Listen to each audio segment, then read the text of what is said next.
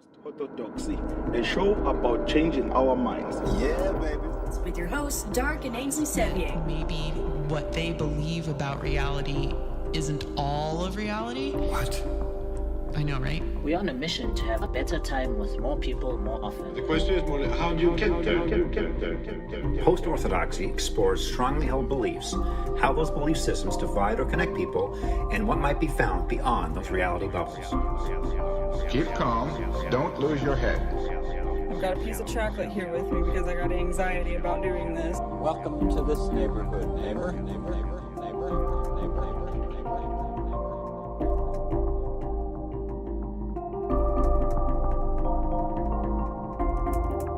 Yes, indeed. Welcome to this neighborhood. Season 3, Episode 3. Season 3, Episode 3, with special guest Tony Connors. Say hi to everybody. Would you like me to say your name in a particularly interesting way on this show? No. Okay. All right. So just Tony. Tony Connors. Very good. Artist at large. Yes. Thank you guys for having me. It's been a long time we've teased the idea of you two getting together to talk about art and the government. Art and the government? That's what I was told. Well, there was a spark. That's what I'm looking forward to. I had a thing about... I've been fascinated by this story, this article of Jackson Pollock and the CIA. But yeah, we can get into that at any moment. Yeah. First, welcome to the show. Thank you for coming in. Thanks for having me. Yeah. We have to do a little disclaimer. I don't think this is going to be too controversial of a show, but you never know. Oh. The thing about post-orthodoxy is we like to talk about all the things you're not supposed to talk about, right? Which can be very, very alarming for some people. And that's okay if you're the sort of person that really just wants to feel safe and comfortable. Don't watch this show. Yeah, sometimes we say stuff. Yeah, and that's fine. There's all kinds of people on the planet, and some people like the thrill of jumping out of airplanes not knowing if the parachute's going to pull, and some people don't. Right. Also, we're going to put a little missive out to anybody out there who is a carpenter that can make our studio look like it does on TV, where our guest does not always look like a little person. Tony is, in fact, a normal-sized person. I'm not a three-quarter size human. Yeah. Tony is, in fact, normal-sized, but... It's all on the lens over there. That's right. Yeah, welcome to the show. I sometimes have broken conversations with you at your place of employment, where we sit across the bar. Exactly. And we start to have conversations, and it starts to get good, and then something else has to happen. Exactly. And we did have one conversation about how I've been in the realm of art for most of all of my adult life, and I think as well Same. for you. Exactly. And I don't think either one of us like to talk about art. Was the I don't thing. like to talk about it. It depends on what exactly we're talking about. I like to hear about what other people are doing, if that makes any sense. Okay, that makes sense. I guess for me, I'm not a trained. This is where I guess I'm a street artist, not a trained artist. I didn't go to school for any of this stuff, so I don't know. That'll help if I turn the microphone around to face you. Okay. That's better. Oh, way better. Yeah, it's like self-taught. Self-taught, and also, so when we go to the art museum and you look at stuff, I don't know I just know stuff that I like and stuff that I don't like, and I don't feel obligated to talk about, I can't do art talk. I don't know. It's one of those things I can switch on and switch it off depending on who I'm talking to. But I understand I went to school for so long, like you work really, really hard to use all the words and all the things. I know all the words and all the things. I don't often use them because I think people try to fit words in, especially when they're talking about art, like fit all the buzzes in there, and it gets to be like kind of exhausting. And it reminds me of school too. So, and I liked school, don't get me wrong, but I'm not in it anymore. So right, you went to school for art? Yeah. What kind of school? What does that mean? Well, what is that? What's the class? Or I went to. Is there a degree? I have 4. Oh boy. Tell me about them. But so I left. I moved to New York City when as a teenager, and went to FIT. Was the first school that I went to, Fashion Institute. So I went there. I got a degree in fashion illustration first. Oh, nice. And then, kind of really thought that I needed to do something that forced I wanted to do art. I didn't want to do that, and I really didn't like it. And that job, why did you go into that first? Because I thought I wanted to do art and have a job, and I thought I had to have I went through the degrees and had to pick it out. You know what I mean? Okay, so then I moved on into fine art. I also at FIT went to New York Studio School also, and then transferred to SAIC, the School of the Art Institute in Chicago, where I finished schooling, did my master's degree, everything there. Okay. And mostly painting, but like truthfully, like I shouldn't say mostly painting. Sculpture was what I was most focused on the front end, but painting is what I kind of do now. Because I used to my sculpture, truthfully, is me making sculpture for other people. I fabricated for other artists. Okay. Well, that gets your hands in a lot of different materials and learning a lot of different styles and a lot of different techniques and so on and so forth. But also, talking like the idea of talking about art is the same thing there, because then you're looking at somebody else's work and you may not like it, but you're working on it, and you work on it for a long period of time, and you're like you feel like you ever like see somebody's work and always think you can improve on it. Even you get stuck on your own work, right? But other people's work you could probably solve for them, and that's how I felt. It would be like that every single day. That's what work was. Right. I mean, having to bite your tongue. Yeah, because you don't have and you do not have an opinion. You're told that by everybody, and you don't, and you shouldn't. Right. Not when you're there. You're basically working. You're a tool for the artist. Yep.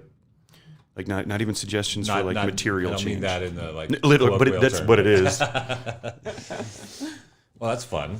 So that got you in a lot of different studios, and yeah, and like that's the biggest thing I miss about New York or Chicago is like being stuck on something in my own studio, hopping up and going, being hands in somebody else's, just to be around other work and still be engaged and still be, and also steal people's ideas. That's a big part of it. While taking the pressure off of your own process for a little bit. Exactly. How's the sound for you, Dark? Sounds fine to me. You might have a better time if you move your microphone up. I think so. So you don't have to go like this. How's that? Better for you. Okay, it's fine. I could hear myself either way. Your earballs aren't being blown out, Tony? No, I'm good. Okay, that's good. We have Chef Boyardee tuning in on Twitch, and Mark French says that the very way that you speak is art. He said, it's always purposeful. I love Mark. Great dude. Come back and visit. Yes, please. So I'm the opposite in terms of I just started doing stuff for sanity reasons. Hands just started doing things, and then stuff started coming out. So I always feel like when we start talking about art with people who actually worked in the realm, I tend to work in somewhere else. I tend to work in the realm, but not in public, and sometimes stuff come out. But I never really worked in a studio with people who know all the terms. So I think I have a little insecurity around talking art to people who are who maybe know you're the not history an artist? and know the movement, and they can look at that painting and that came from that guy at that time, and this is what was happening in the world. I don't know any of that stuff. I don't know. I will say that like the understanding the history, and viewing art and stuff like that really doesn't have anything to do with making. I really think that if you find yourself in your studio and you're making art for any other reason than for your sanity, for yourself, then you're not making it for the right reasons. I've always believed that. I know, like, I'll be honest with you. I actually got really, really good at making paintings that I know I can sell. And that takes in the fun and the enjoyment and the saving your sanity goes completely out the window the moment that happens. Have you ever heard that famous? There was this art forger. I can't remember what his name was, but there was this art forger, and he was forging art in all the masters' styles.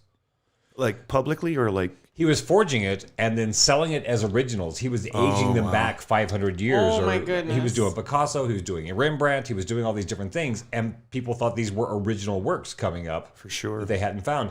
And so Picasso and his manager were going through a pile of these things that the art dealers needed to figure out: is this an imposter or is this an original Picasso? Right. So Picasso starts thumbing through, and he's like, "That's mine. That's mine. That's a fake. That's mine. That's a fake." And then his agent's like, "But Pablo, I was there when you painted that." And he goes, "I can fake a Picasso as good as anyone."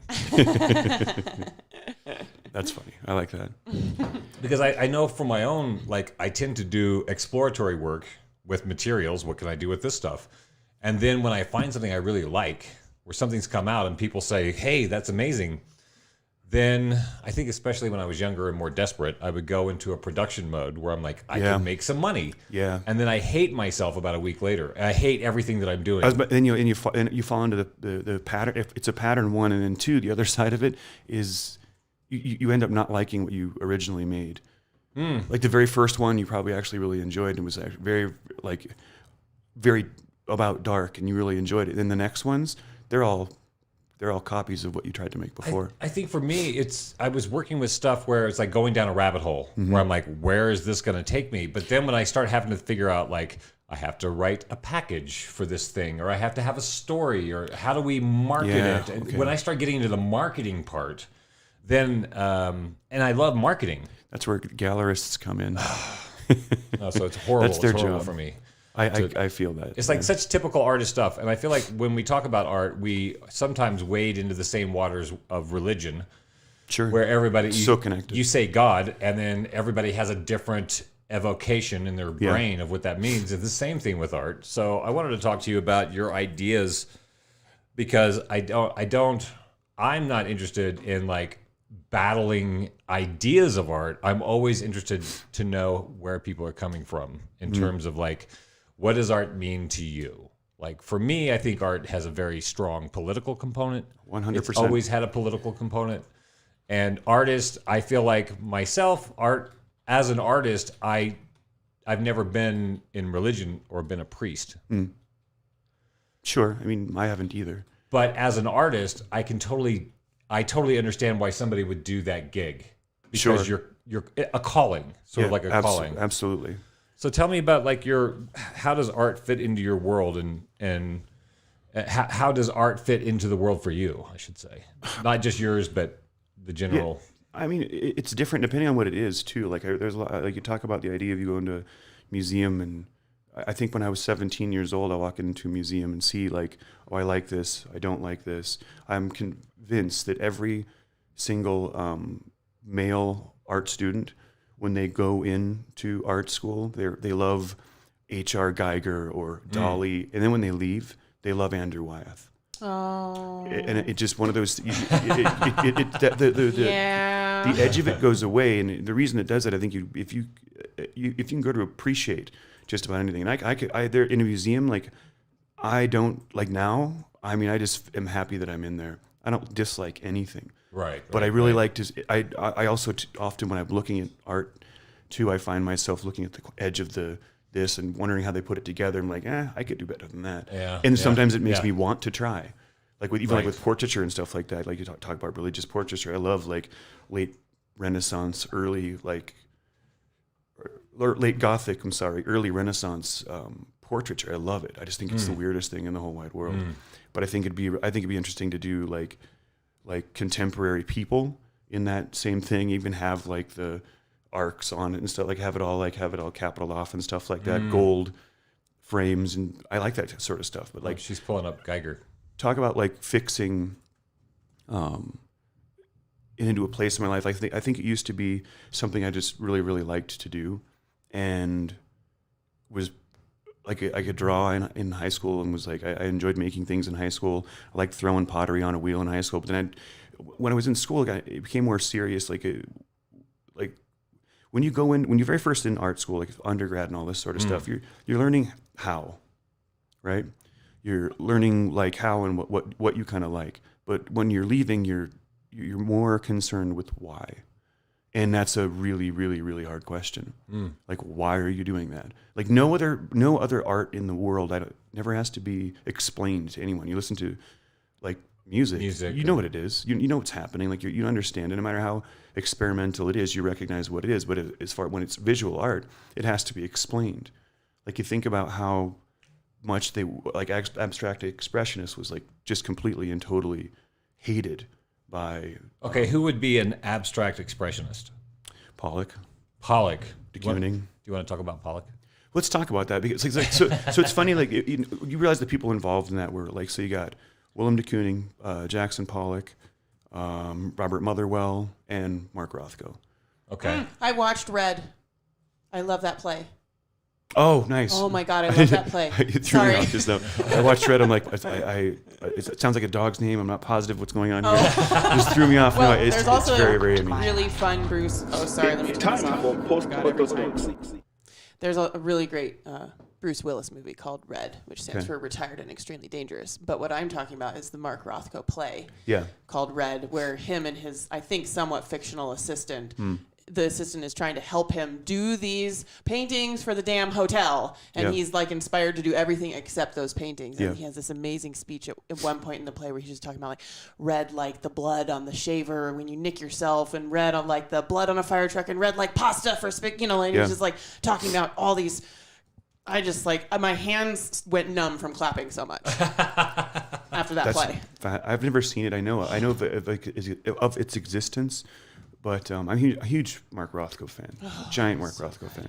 Houston has a really great museum. A lot of really neat Okay, work. so tell me the So genre. Jackson Pollock and Mark Rothko, and who's the other We're person? in the genre. Robert Motherwell Cool. and Willem De Kooning.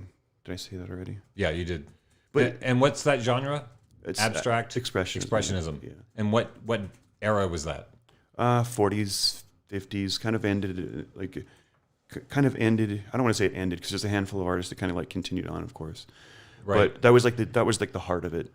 Like the plebe in me looks at like a Pollock painting, and I'm like, well, I could do that. And then now that I've done some art and come out the other side, I feel like that looks like an amazing meditation.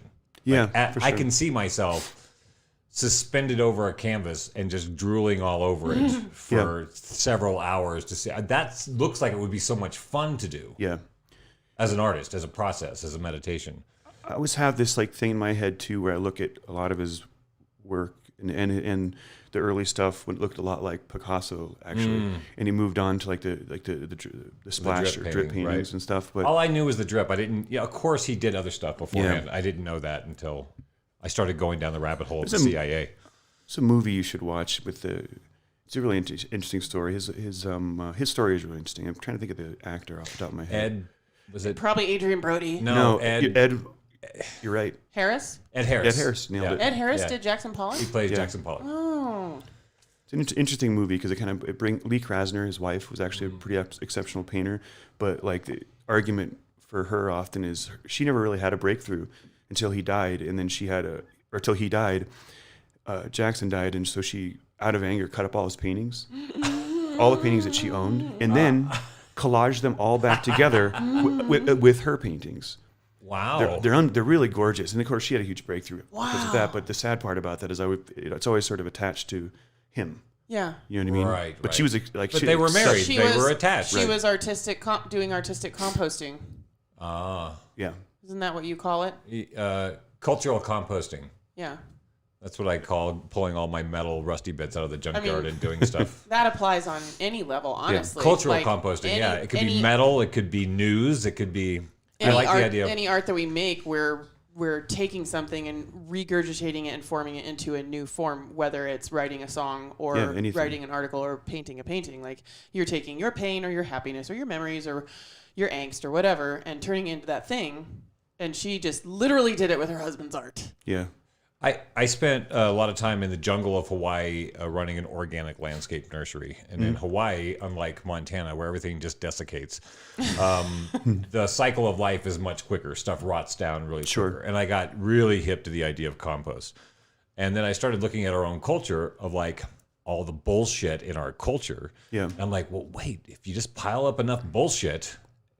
And reform. eventually it becomes fertilizer, right? Yeah. And I think that's so much of the fertilizer that I work with as an artist is that it's the bullshit of our culture, like heating up and squishing down, and then you start, it transforms. It has the ability to transform into some fertilizer for new growth. Yeah. Yeah. And I think, and even like you saying that, like sort of like draws, you asked me a question earlier about what it meant. And that kind of like, I think it's always a good thing. You could follow and pay attention to art and not watch the news and still almost have a good finger on the pulse of what's going on. Sure. Depending on, like if you're paying attention to Ai Weiwei in China, you know what's going on in China. Right. So like I never thought of the stuff that I did as political. But when I moved into, and when I talk about art, I guess I'm a multimedia artist. So I've done some music stuff, I've done some poetry stuff, writing stuff, photography, sculptural, all kinds of different things. To me, art is sort of like, again, it's like a calling. And then there's different expressions of it. And so I'm a political person. And so that comes through in some of my work, but I don't know if it comes through in other of my work. That's why I'm curious about this idea is art.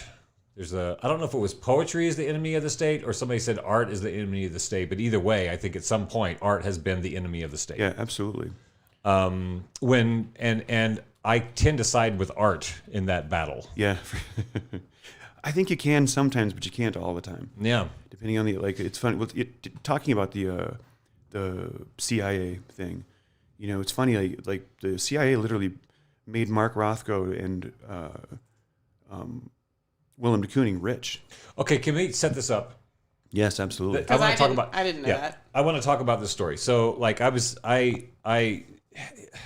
really irritated by the CIA all the time for some reason, and so I'm always finding out new stuff. I'm always finding things out. I don't know. So I was raised in a super far right-wing cult, and one of the big stars of that cult was Bobby Fischer.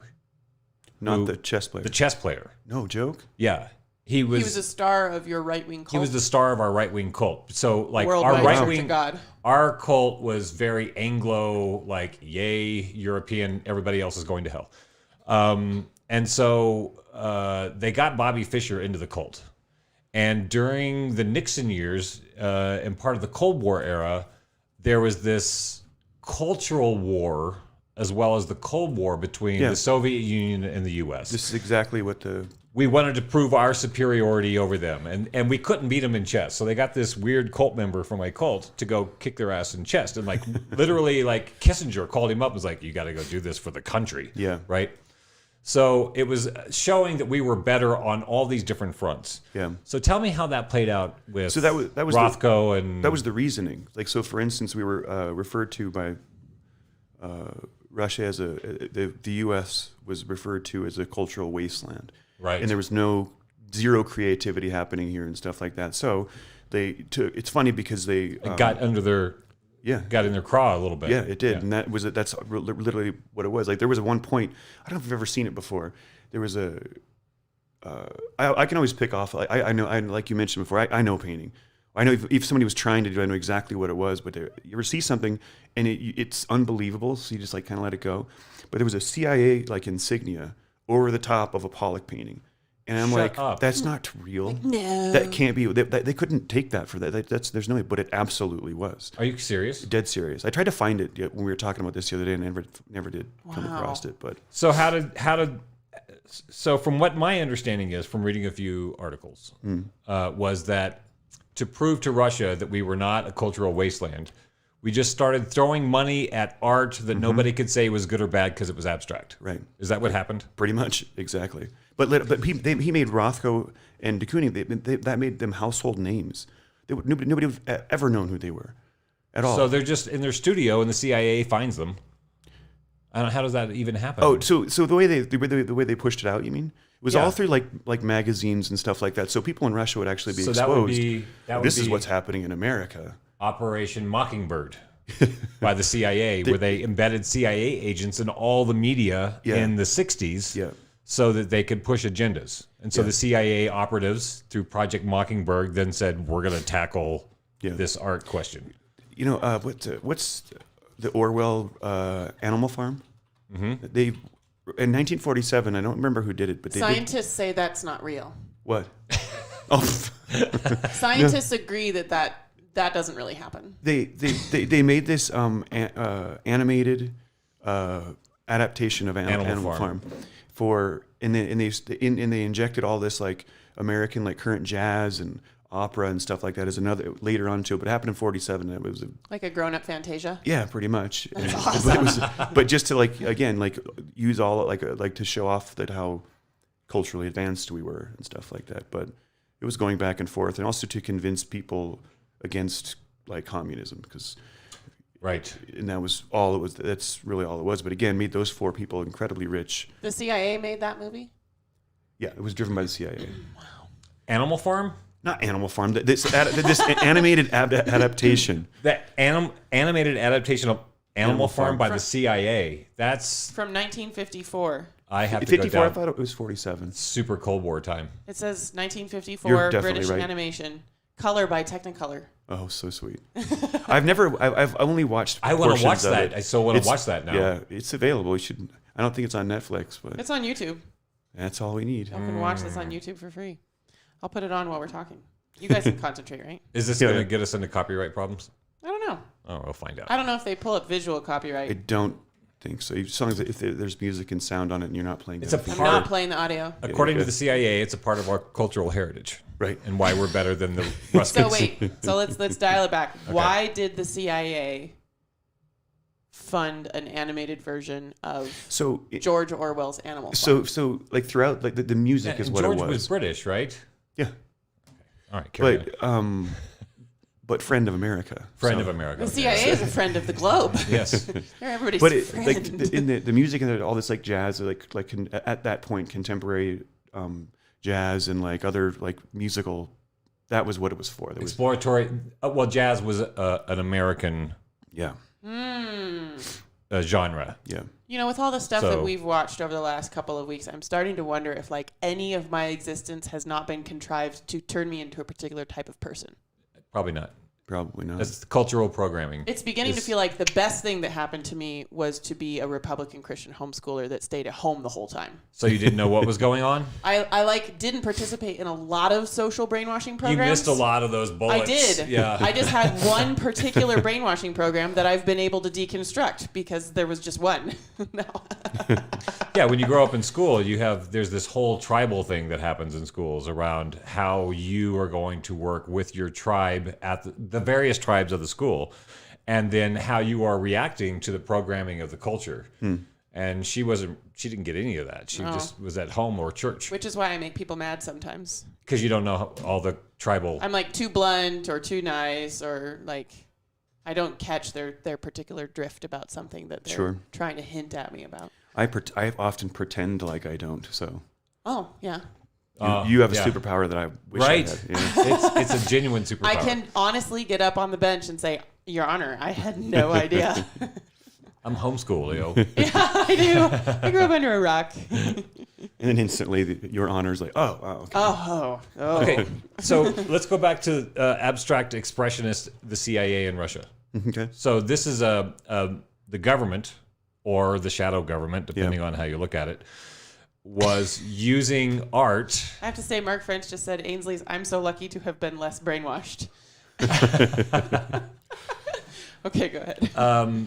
So this is the state using art as a tool in a propaganda campaign for cultural propaganda, for cultural manipulation. Edward Bernays much, Mark says. So is he connected to the CIA? Bernays? Yeah. He had to have been. Yeah. I mean, he started way before the CIA. You know, like he started back with Woodrow Wilson and all that. What year did the CIA officially get named? That was Operation Paperclip, where the U.S. government brought in all the Nazis after World War II that had super knowledge of rockets and possibly UFOs. We don't know, and various other disciplines that the Nazis were good at. September 18th, 1947. So we brought in the Nazis through Operation Paperclip. We moved them down to South America first, and then brought them up from South America. Okay. Because they're not coming from... so they got vacation first. Right, exactly. Then they had the little boys in Brazil scenario, and then they came up here. So then the OSS, I think, is what came next. The Office of Special Services or something like that. That was the forerunner to the CIA. But from what I understand, it was very heavily influenced by the Nazis. The CIA itself? The CIA itself. Well, so it was potentially an organization that was built in order to create a home for these international advisors that the U.S. was bringing in. The secret police had learned some skills in Nazi Germany and be ashamed to let them go to waste. Gotcha, yeah. So we basically built the CIA out of a bunch of... We cultural composted the Nazis. And then we got the CIA. Oh my God. Not all composting is healthy. Yeah, exactly. So the idea that art comes up and then holds a mirror to the society in a way where people get to see maybe the manipulation or Right. the flaws in their society in a different way, where they can then maybe have an objective view of their society that can facilitate change, then got flipped on its head, where the CIA decided to use art as a tool Right. for cultural propaganda, which is traditionally not, I guess it's always been used that way. Oh, yeah, There's for a sure. battle between art, like the state using art, The state and the church. Yeah. and then art sometimes escaping from the cage Right. that they created for them. For sure. Well, it's funny, like a person, you're familiar with Ai Weiwei, Yes. but it's really Oh, funny. but I'm not. All of his, it's AIWEIWEI, Chinese artist. Hey, wait. Ai Weiwei. Yeah. Love it. But he, what's funny with him, like he almost all of his work is anti-government. You know who funds him? All of his work is paid for by the Chinese government. This is that disinformation and discombobulation technique that we learned from the KGB like over 100 years ago. Well, the 80s, which feels like 100 years ago. Yeah. No, I thought that's when we have the video of the guy talking about it. Right, Like, literally, right. we taught America how, in a Russian accent, literally we taught America how to do this thing where you fund both sides, and Yeah. then people find out you funded both sides, and then they don't know who to trust. Right. Perceptual destabilization. Yes. Yeah. Yeah. Another Adam Curtis reference. I think the travesty and the bad thing, the only thing that happens, like for me personally with the art thing, is with using art, because they chose those specific for artists. I imagine they would have been popular and culturally significant anyway, but selected those ones. And like I always figure, like who do we miss out on? Were we not able to see Right. Because they're not because being of who was pushed. forced down our throats. So when the CIA was amplifying Yeah. abstract expressionism, what else in the culture was Yeah. going on that didn't get in the spotlight? Right. I just think that's the worst thing that for me that comes of it, because I'm of the mind that I'm super stoked that they did that. I think it's kind of cool. I think the CIA they paid did so that? much so much attention to art in Right. that period of time. Right. And it profoundly affected our culture. Yeah, absolutely. Like we got affected by that in terms of like the patterns on your dishes and the wallpaper in your kitchen and car design. Like all of a sudden things started to follow that Absolutely. And CIA-backed art movement. Right. So wild. So, yeah. So, like I said, I actually appreciate portion of it, which I probably shouldn't say that, but I'm not going to say glad, but I'm kind of like, yeah, I think that was a good thing, especially for painting. I mean, because also those paintings in particular, like they were super rejected, by 90% of the culture. Like you had only three kinds of people. One person walk in, see, and he understood what he was looking at. Another person walk in, pretending he understood what he was looking at. And the third person not even trying and not wanting to play that game. Like admitting and then not like understanding that that's what you actually see is what you are understanding. It is that sort of a thing. Right. Can you go to that comment that Emily Luttrell posted? Because we posted I wanted to, thanks for reminding me. a promo for the show. So I met Emily is my oldest surviving friend. I don't mean like oldest friend who's not dead, but like oldest friend that I still talk to. Gotcha. So I met her Longest when I was running, like 3 or 4 or 5. Right. We exchanged a little journal, just for a little bit of background while I try and pull this up. But we exchanged a little journal for a while where I would write in it and then mail it to her. Okay. And then she would write in it for a while and mail it to me. And I think Emily still has it. Oh, that's awesome. Yeah, it hasn't been sent back to me in like 25 years. Still did. But That's they pretty cool, though. They both grew up in the same zeitgeist. And then we found each other. No, Gotcha. she was much more. Her church was much more free and spiritual. What's it called? Non-denominational. Praise and worship songs. People would get up and raise their hands when they felt you were allowed to feel inspired by the Spirit. Oh, Sure. right. And not just follow the liturgy. Right. So maybe that was in Oregon. I don't know. But yeah, she had some very. Let's see. Emily, Portland, Oregon charges residents an art tax. For an interesting, infuriating rabbit trail, look up the new art installation intended for Medford, Oregon, and why the residents don't want it. Have you heard about that? No, I have not. And then Mark French immediately posted the picture of the controversial art piece because he's on the beam. Right. And Emily said, to add a little clarification, I just learned about the Medford installation, which has since been halted, and it was interesting to me to realize that sometimes art isn't welcome. and that sometimes art can potentially be influenced by nepotism and corruption rather than personal inspiration. Sometimes. Sometimes. Was it the piece of art they didn't like, or they didn't like the idea they had to pay for it? I'm not sure. We haven't looked. We That's haven't the gone down the problem rabbit with trail. that's one of those things where I want to talk to you about. So like the idea of state-sponsored art, Right. or That are sounds, you calling it? That sounds bad to me. Or like how do you separate state-sponsored art from taxpayer sponsored art? Not to mention, how do you choose that? Like where the community so the wants community to support. is getting taxed in order to support art. Exactly. But then they may not necessarily be part of the Right. decision of what art. Exactly. My ex and I used to drive cross country, and we would art direct the country Hmm. going across. I'm like, if they just put a little more detail in this bridge, then every time somebody drove over this bridge, they would be like, we live in this town with this wonderful bridge. But they just did this like brutal, like utilitarian, no extra put in. And I'm like, if we just spent a little more time making our place beautiful, I think it would have a profound effect on people's psyches. But then how do you decide what's beautiful? Our tax dollars, like it's about people not understanding the sort of more subtle value to having beauty in your environment versus just utilitarian stuff in your environment. Exactly. So how do you feel about that? How do you feel about public art or tax-funded art? I mean, there's a handful of places where I think it's been done kind of well, or just maybe like so you're familiar with Cloudgate? I think Chicago's amazing. Yeah. Chicago spends so much money on their art. They change it too. So most music. This is an interesting thing, but most of the bean. They call it the bean in Chicago. Yeah, the bean. The big chrome bean. Yeah. I don't even know why I called it Cloudgate because I just happen to know what it's actually called. Yeah. But I just don't know why it rattled off at that. Because I was like, the the bean would have been better. I just did that. Yeah, I did that. No, that was a true art moment right there. Dang it. I was trying to avoid it. But like, most museums are supposed to be free. Okay, should be. They should be public museums. enrichment. Yeah. But no, they're supposed to be in that they're partially funded by the government. So when they go in and says it's $26, the fact of the matter is it's a suggested $26. Right. Except for Chicago.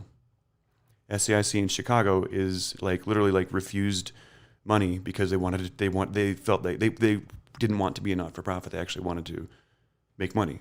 Oh. So that was a big ordeal. Like, and also I was a student there, and I wasn't getting. I'm an alumni. I went there forever, and I all of a sudden couldn't go without paying $30. It's like the worst. But so this museum was like, no, this is a for-profit museum. Yeah. What? Yeah. And the link to it technically no link to the bean per se, but there is a lot of money that probably would have gone to the museum. That's now Millennium Park in Chicago just has this amazing, constantly changing. I love that. Giant pieces of public art, like those big glass bricks where they took people's faces and put them like 40 feet tall, looking at each other across a mirror pond of water. Like that's public art done. Yeah. Right? Is that a political piece? No. It's just something that people can look at and say, like the bean is like a spaceship that landed on Earth. Yeah. Like it just is constantly 4 o'clock in the morning. There's people just coming up to look at it. Yeah. And I think that's the kind of stuff that I want in my community. Yeah, for sure. And I don't want to say that like when you say it that way, like so that, but that's something that you like, right?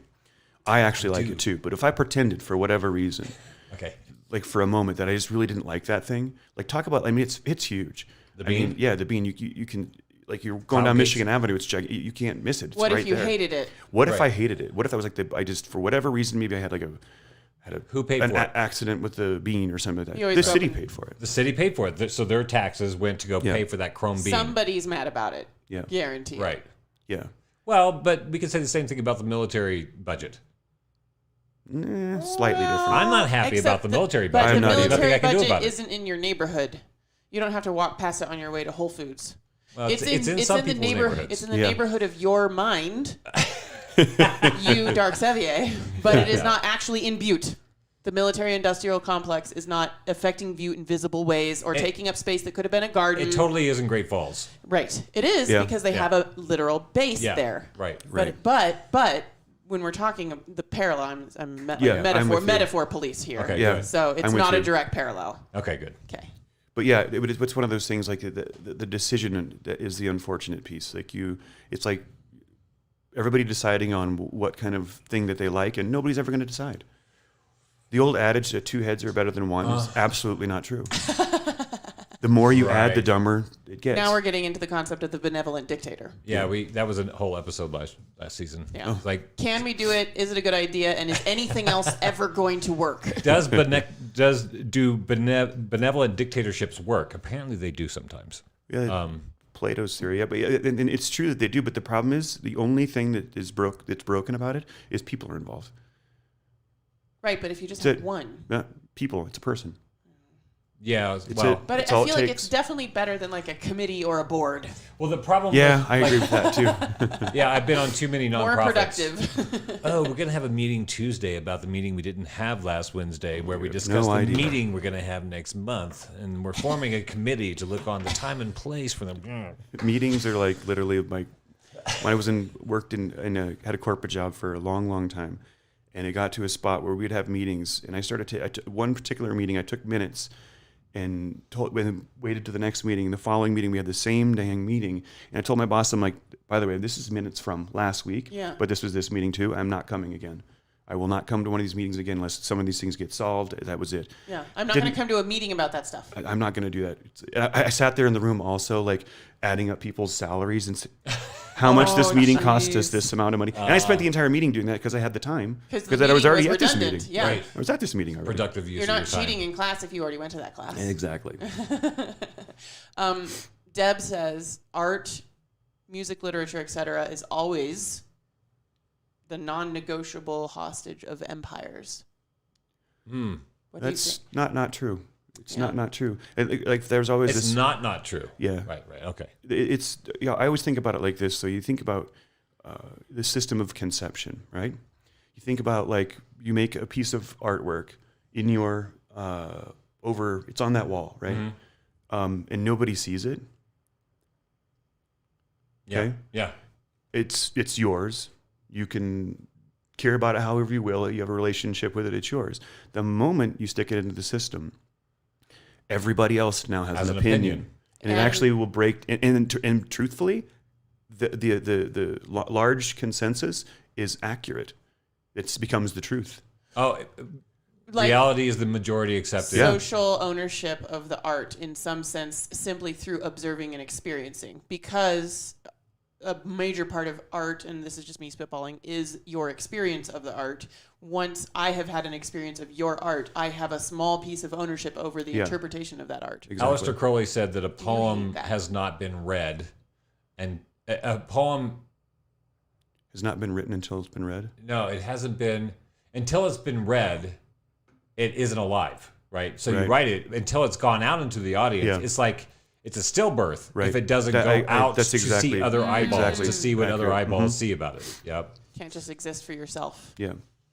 I had a dream last night. Can I tell you about my dream? Yes, absolutely. And since you're an artist guy, you can interpret it for me. So like I had this. I'll actually pretend like I can.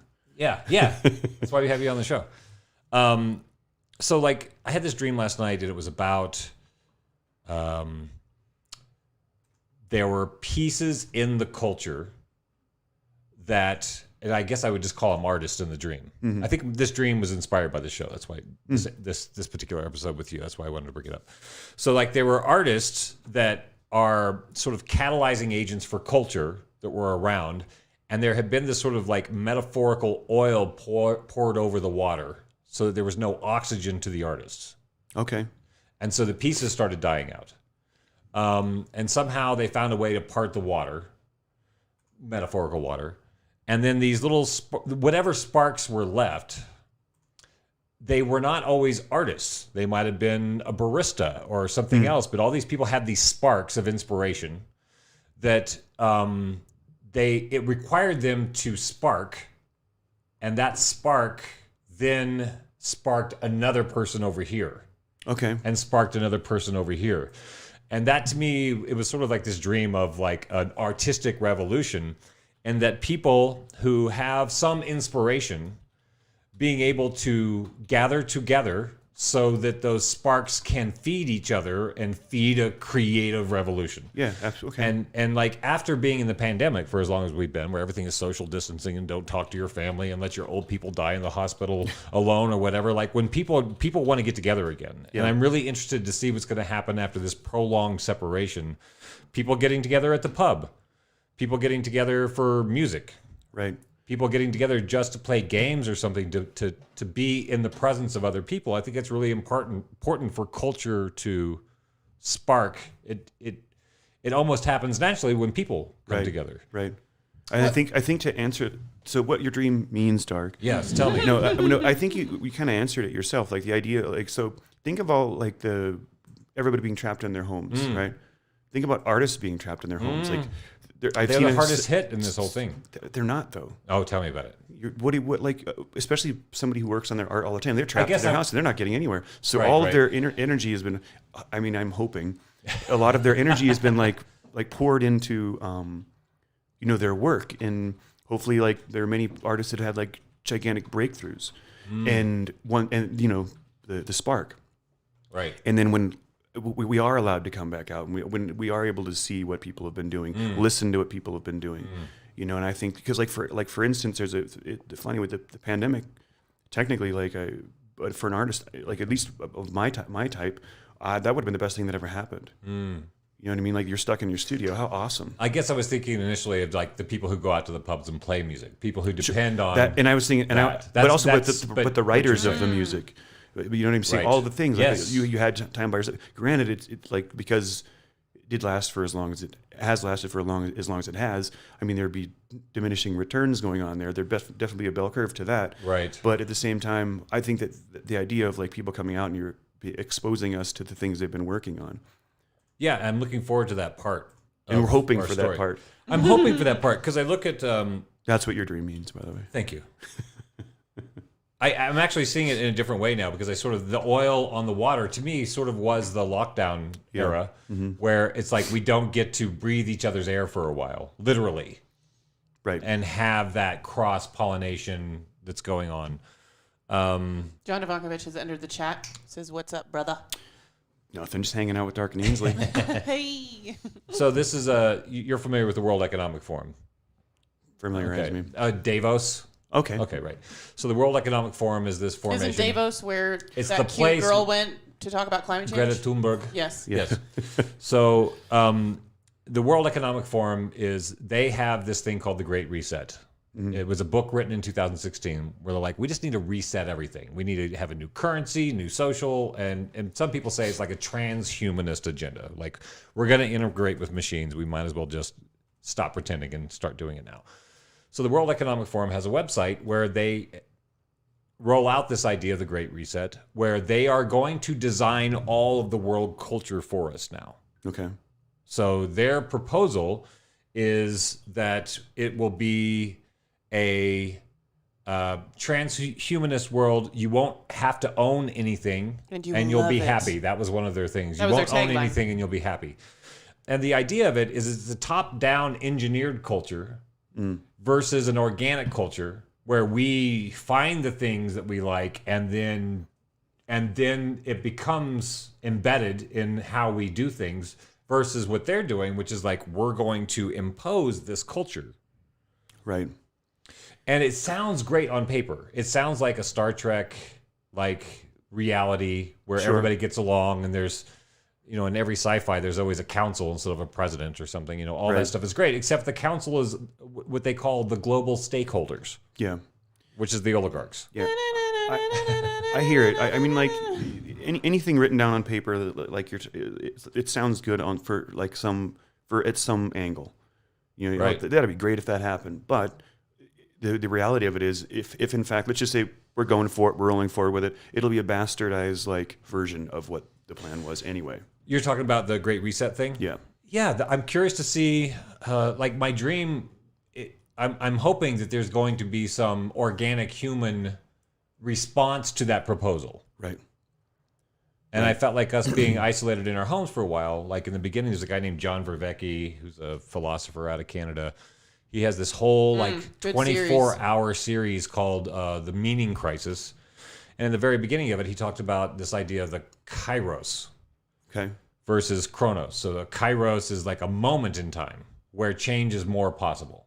And I was kind of inspired in the beginning of this sort of lockdown idea because I still wasn't sure. Nobody knew what the hell was going on. Right. So when they're like, let's lock it down, I'm like, okay, well, maybe this is the great reset in terms of like we get to decide, do I really like my job? Do I want to go back to my job? Sure. Do I like my spouse? Do I want to keep doing the spouse thing? Like, do I like my kids? Should I spend more time with them? Like, and that idea of like redesigning your life a little bit after having a breather from the rat race. And I thought that was a really great, and I'm still hoping we're going to see the effects of that. Mary Catherine says she remembers in the beginning of the pandemic, people thought that there was going to be an explosion of art after the lockdown. Right. As one of those things that like maybe this would give people a chance to reshuffle and. Yeah. I do think that the work probably exists. But how long for there to be an explosion? There'd have to be like forum for their explosion too. So which again comes back to community. You mean a forum? You said a forum or form? Forum. Yeah, that's what I'm looking forward to. Is like more opportunities for people to get together again. Yeah. Which I think a lot of people are afraid of right now. Our favorite phrases from our interview with Fabio Vigi last week, who's a professor from Cardiff, was his concept. He's studying this concept by a French philosopher, I believe, of discourse as social bond. Lacan. Jacques Lacan. That if and inversely, if we do not have discourse, we do not have social bond. Right. And I don't know. There's a lot of things like for instance, I think the fear portion of it right now is what's stopping. Fear portion of what? People are terrified still. The pandemic's narrative and the possibilities. We still haven't got it nailed down. Right. What's going on? Right. Yeah. And it's really unsettling. And everybody's affected completely different. And just like we were talking about opinion earlier, it's the same thing. Like everybody's like, and sadly, people have picked sides, like polarly different sides, and that's just. I don't think the pandemic caused that necessarily, but it helped. I think it exacerbated. Prejudices, absolutely, and alliances, and so on and so forth. I also feel like it did. I think it entrenched people further, but I feel like it also had like a sifting, where like we got sifted out of a group, and I know a lot of people who got sifted out of groups, and new groups are forming, and I think that might be really culturally like we'll be less culturally inbred, like if we have to start dealing with. It'll be healthy. You're thinking? I think it might be. Shaking people out of their tribal identities, and new tribes having to form, which means new culture can form. Yeah. Okay. I think. No, that sounds really, really healthy. I think there's also an adverse effect to that too. Yeah, I'm sure. Tell. Yeah, tell me about it. No, just think about it. So for instance, I don't get along with people that I used to be really, really close with, and I don't mind that. I know why. Maybe I didn't always like them. Right. And now I don't have to. Works great. What happened to my thing? Well, I manage your vocal tone by changing your microphone tone so that when you're too loud, you get closer, you get further away. When you're too quiet, you get closer. Now I'm sad because it's part of my power. I love the sound of my own voice. I want you guys, I'm looking at your levels. Okay. And I'm seeing that you are getting too far away from your microphone, so I have to turn your headphones down. You're an octave. That's why you're on that side of the table. It's like I'm like the CIA baby. I'm just pulling the strings from the background. Yes. All right, so tell me more. But just the idea of like a sifting, But again, tribes will form. But I think as it stands right now, it's not for necessarily positive reason. What isn't? Like the reason it's happening. The reason it's happening is not like a positive, like the driving force is not positive. Right, and that's not always necessarily the case. I mean, war can do that, right? I don't want to assume that I know what you mean by the or it. So I thought we were sharing the brain here. Yeah, no, we were. I got distracted by the whole microphone conversation. So the driving force for why it is happening, I just don't want to assume that I know what you mean. I think you do, but I think you got it. I think but that's a good question. I do that often, but so for instance, like the COVID disease has like all of a sudden become political. Mm-hmm. All this, yes. And Yes. it's like, and when I say all of a sudden, I mean maybe you day one, but not for everybody else. Day 13. But for everybody else, it's now becoming that. Now it's like it really is, and people are making decisions based on that. They're not making necessarily the best decisions for themselves, based solely on the fact that they're not using the information about what they're dealing aligning with a political party rather than the data. Exactly. Yeah. Right. Exactly. Okay. And it's one, and I think that's a problem. Like you talk about, like there's already has an existing separation between people, and this has just done a very good job of like getting a little bit further apart. So yeah, there are new tribes forming, but we all know where they're aligned. Well, I think let's take another perspective on that. So there's the idea of like the sperm, and then the egg, right? And the egg is just this one thing, and then the sperm hits it, and it's like divides into 2 and then 4 and then 8 and then 16, and then it's like, oh my God, it's all breaking up. But then it becomes a whole other thing. A new being. And I'm hoping, I'm just going to keep that metaphor because I think like people that. who were in these groups suddenly, like, it used to be the left and the right. And now if you read that, post that article, it's this article by these philosophers out of Canada. Hidden Tribes and Culture War 2.0. And they have this spreadsheet. Pull up that spreadsheet. They have this spreadsheet of all the tribes, right? And it's not left and right. It's like this insane array of shades of gray. Yeah. It's not just the left and the right. It's like the left and the radical feminists and the right and the incels and the alt-right and then it gets more and more ridiculous, and everybody has their own tautology and their own inspired leaders and violently opposed to each other. And that to me is the egg dividing and dividing and dividing and dividing, and eventually we're going to be so divided that we all hate each other individually. Yeah. And then something has to make in ourselves, because then we'll have to get over our who we think we are. Right. Like America has to get over who America thinks they are. I totally agree. Yeah. Like France has to get over who France thinks they are. And absolutely. I think this is truly a global story. Like we've always had these wars, like World War II or something, where like a bunch of countries involved. And South America's like, yeah, whatever. But like this is like the whole world involved in a story. Correct. Yeah, absolutely. And I think that could be interesting because our identity may not be limited by ink on paper. Right. But by something bigger than that. Right. Absolutely. And I think that's a great way to look at it too. But I'm kind of curious to see. I'm interested. Look, these are the tribes. So, for instance, we have Black Lives Matter. Just the telos, or the telos is like the theme. The theme, yeah. For Black Lives Matter is justice for racialized people. Their master status, this is all explained in the article, is of African American. Existential threats to Black Lives Matter, systemic racism. Around the campfire, as in the ways that they gather and disseminate, would be protests, campuses, and Twitter. Chieftains of the Black Lives Matter movement, Alicia Garsha, DeRay McKenson, I'm bastardizing these, Ta-Nehisi Coates. Ta-Nehisi Coates, yeah. Thank you very much. And their forebears would be Audre Lorde, Franz Fanon, Malcolm X. So that's Black Lives Matter. But so just scroll up and show all the groups. Then we have like QAnoners, alt-right, modern neo-Nazis, neo-reactionaries, men's rights advocates, incels, etc. Tea Party, so Trumpists, they kind of go info from warriors. Mostly left to mostly right at the bottom. They work their way. Right. So like gender critical feminists, telos is to end patriarchy, right? So when you say the right, and then you look at this list, or say the left, and you look at this list, right?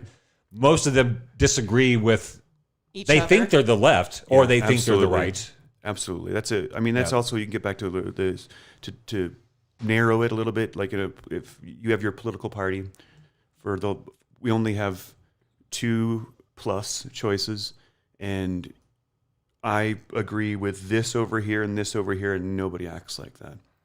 Do you know what I'm saying? People like that. I have chosen this side, and I now believe in everything that this side believes in.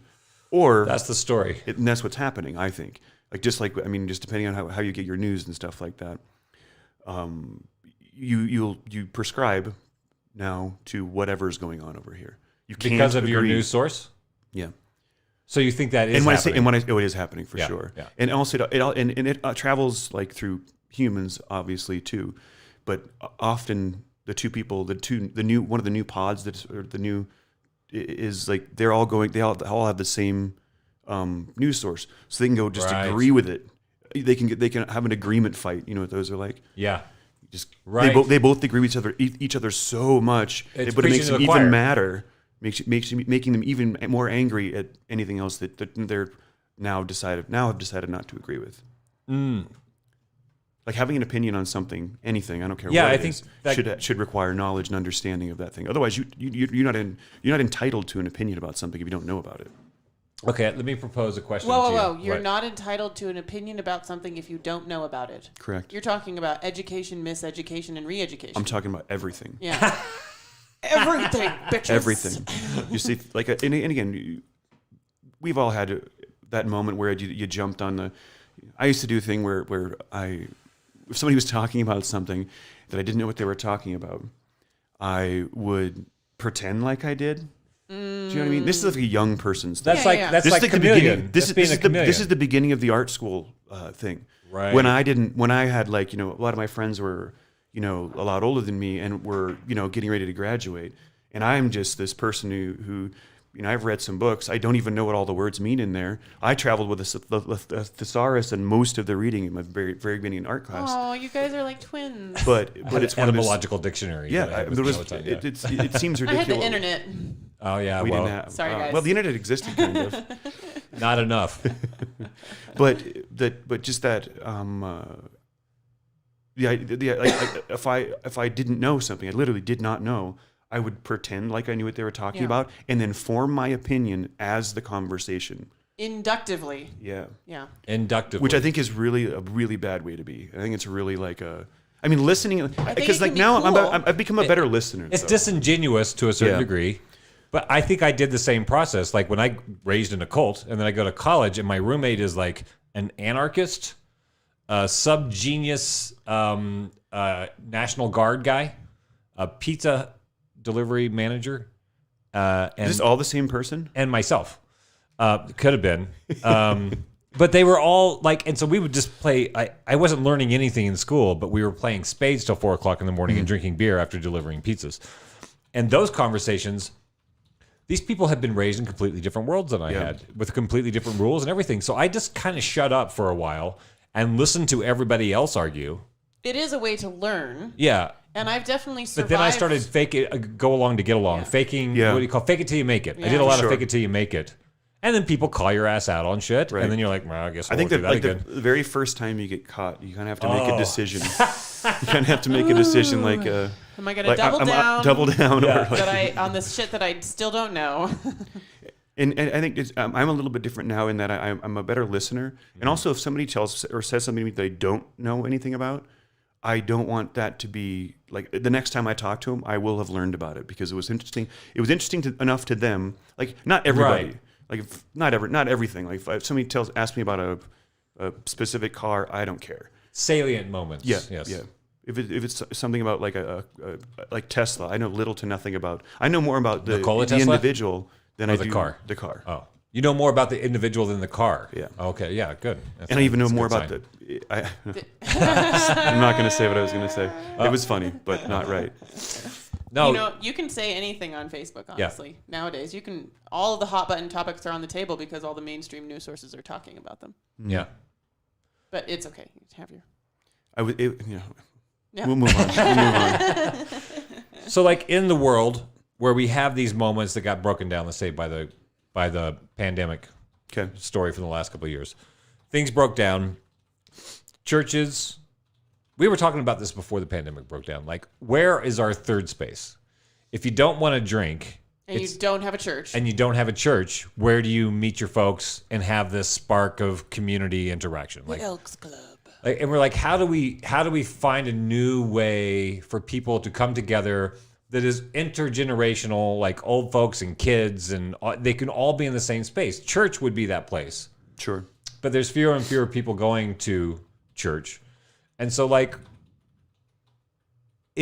I feel like maybe art has a role to play in getting people together, not just for an art show or the once a year concert, Right.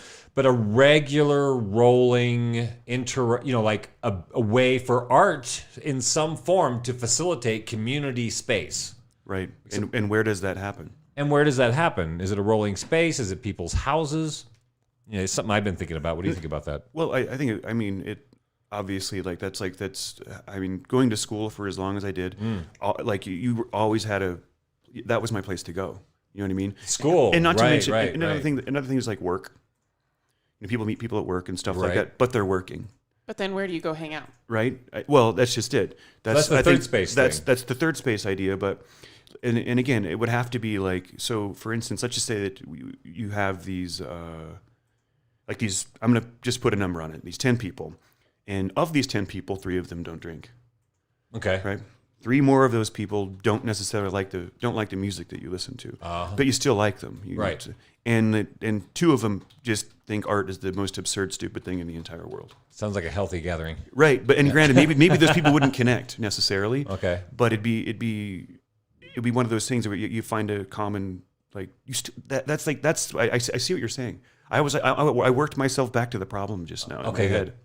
I worked myself right back to it. But I think that the idea of a third place is something that's like really, really, really abstract right now, because you have to sort of like pretend like there's, because in my head I was thinking like, oh, like the things at the original mine that they do. All those things, those Festivals will and start. The stuff, festivals, yeah. those will start happening again. But like, that's not really the thing. It's not reliable, and you don't get to choose to go there when you need community. And not to mention, it could be like knocked out based on what all the things that are going on in the world right now. Like, just sorry, we have to cancel it. Sorry, back at home. Right. Yeah. I think some of because I learned about the concept of the third space from two institutions. Right. One was the Landmark Forum, which was it's a very interesting organization. It's like a shadow organization for personal empowerment and community building that you don't know is influencing everything and everyone around you.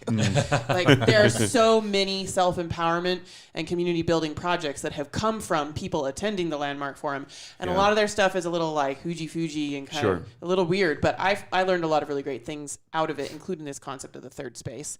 And then the other place that I learned about the third space from was Starbucks, because Starbucks set out and potentially the man himself went to the Landmark Forum in the 70s, who knows, but they set out to be a third space. It's a reference in the company called the Third Place. Oh. They refer to reference themselves where? In Starbucks.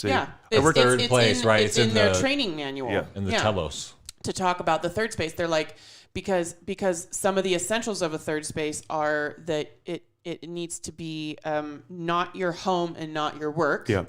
And it should be someplace you can choose to go to when you need to, like the Elks Club or your church.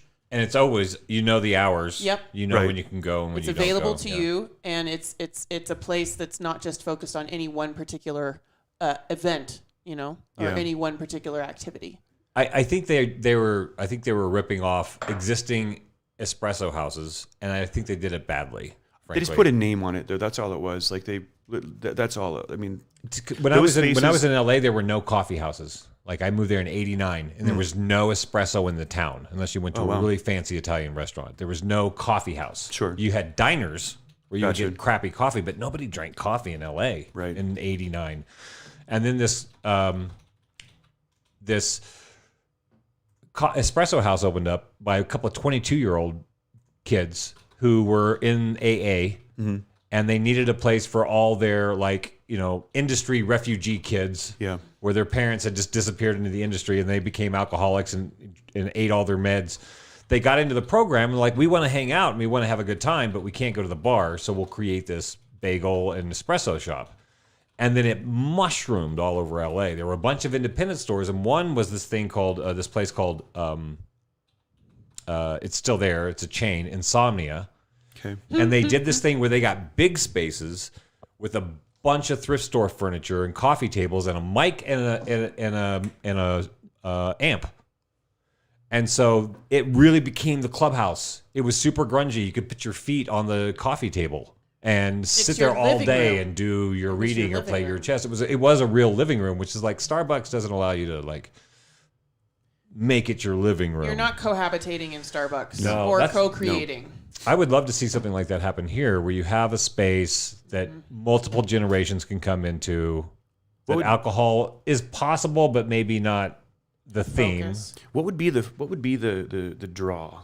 Like obviously, like in coffee. Wi-Fi. Yeah, Wi-Fi is always a draw. But like coffee, or at a bar, booze. Right. But there's a common draw, and that like those two places do in fact bring people together. What would be another What would be another thing? What would be like the next thing? I used to run open mics, and I liked open mics because it was like a low bar of entry for you to take stage. Mm-hmm. You could just have started learning stuff and going up and then you bring your friends to come see you or whatever. I think that open mic thing is really important aspect to a third space weekly, because people get to amplify their voice in the way that you had the idea of the soapbox in the Commons, right?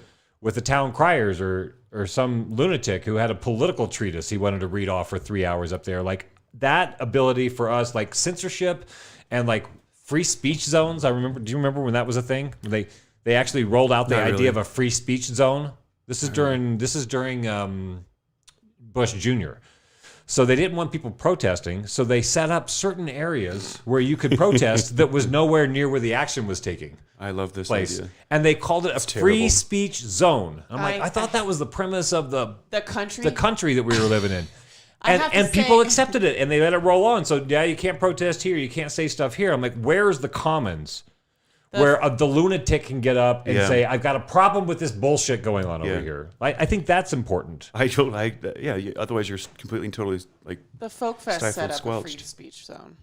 A free speech zone. The Montana Folk Fest set up which I think was nice in terms of a microphone for people to come and say stuff. Yeah. But I think, and it's about how you do it. When you think, why are we doing this? You have to look at the action reaction and the inverse and the if I take this and turn it into a photo negative, why are we doing this? Why are we making a free speech zone? It's because we don't want those people saying those things in the middle of that event. Right. The only reason you make a place to put people to say stuff is so that people can avoid it if they want to. Yeah, I love this idea. It's absolutely horrible. I want a place where people cannot avoid what's being said. Sorry. Like a Commons. That's what people used to do. You used to be able to dress in your crazy preacher clothes and go yell on the street corner, but you can't. You can't do that anymore. So I think that element would be important to a third space. Yeah, I would say maybe we need 2 rooms and have a free speech zone. See and then have the internet research zone or whatever. We have a new friend tuning in on Facebook. Yeah. A new viewer to the show. I don't know if it's somebody you know, Heather Jasso. She lives in Fort Lauderdale, Florida. Hey, welcome to the show. And she is talking about a space called the Banyan House. The Banyan House is a third space that someone has created in Florida, and it's a tranquil escape from everyday life. So Heather says that this space is focused on holistic healing, community art, gathering, meditation, music, and free space. Yeah, free space. They do pop-ups, and they have a studio, and they do workshops. A tranquil escape from everyday life. The Banyan House is an eclectic and individualized path to nourish your mind, body, and spirit via our collection of branches, the boutique, the sanctuary, and the community. I think that's very interesting because when you guys were talking about how do we make a new third space, it's like, well, how do we make a space that the extroverts love and the introverts love? Yeah. Because you can't just make it about Wi-Fi, because then somebody's going to be sitting on the couch reading a book on their Kindle and getting mad that other people are doing an open mic. Exactly. You got to have delineated zones for sure. Yeah. We were going to do that here in this building. We were going to put a greenhouse on the front porch and have our open mic space and our smoke lounge and our greenhouse space for reading with plants and kind of do We're going to make an espresso. We had a brilliant plan for an espresso. 24/7 club membership where people could have a key fob and they could just come in and make themselves a cup of coffee and sit with the Wi-Fi and be in a safe space with a security camera, and you have to pay for a membership, just a little something so that we have you on record and we know you were there, and that and then during the daytime it would be a more poppin' place specifically designed to fill some of the gaps that we have in Butte, like the food desert on Monday and the late night food thing. There's no late night food in Uptown. Zero. Yeah. And it's also that there's a real dearth, means not much, right? There's a real dearth of places to socialize without alcohol involved. Places to socialize in the evening that's not a bar. Yeah. So I used to live in this building. The last building I lived in New York, in Brooklyn, was Castle Braid. You should look it up. It's kind of interesting. So, Castle Braid. Castle Braid, based on One word? Yeah, one word. Okay. Based on a ribbon factory in a very important book that can't remember. Doesn't matter. But anyway, I can't remember for sure. Tree Grove, Brooklyn, I believe. But anyway, the ribbon factory there was, I think it was, anyway, it doesn't matter. But it was a very interesting thing because I was one of the very first residents in there. And the idea was to have, they wanted artists and stuff like that to move in there. It was a brand new building, like literally built from the ground up. 150 units, a gym in there, a game room in there, a theater in there. We had we set up, because there's a lot of artists in there.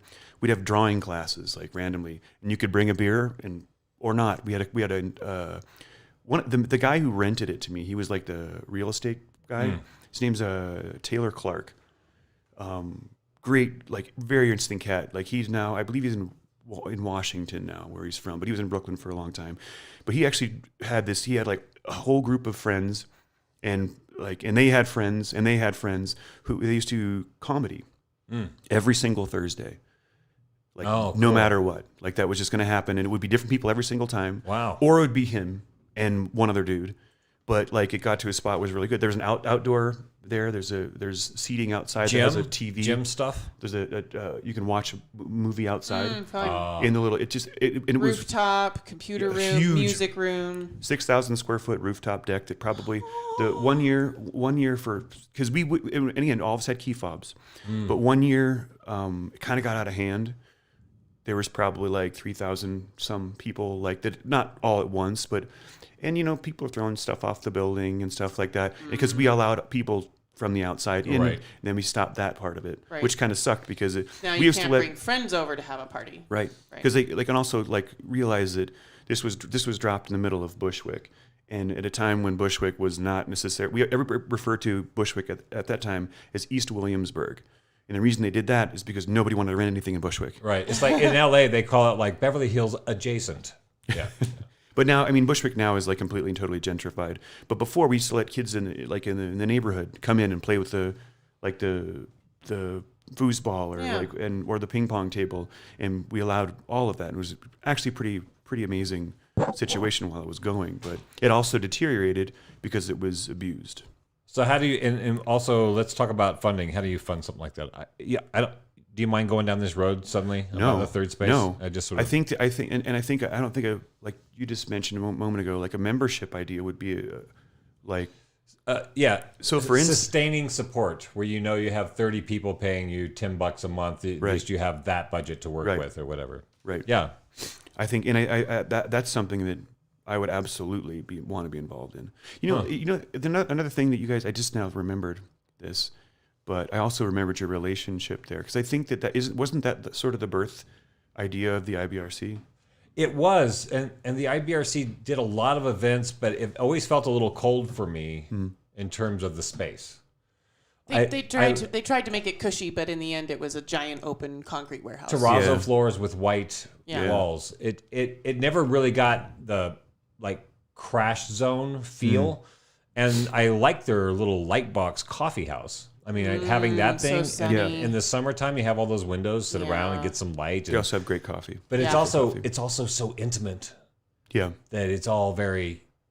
You don't have like the larger coffee houses that I talked about in LA, where you had rooms, balconies, so that you could have. But the IBRC was designed to be a co-working space that created the possibility for people to host community events that were in line with the ethics of the organization. I had high hopes for that organization, but it doesn't seem to integrate.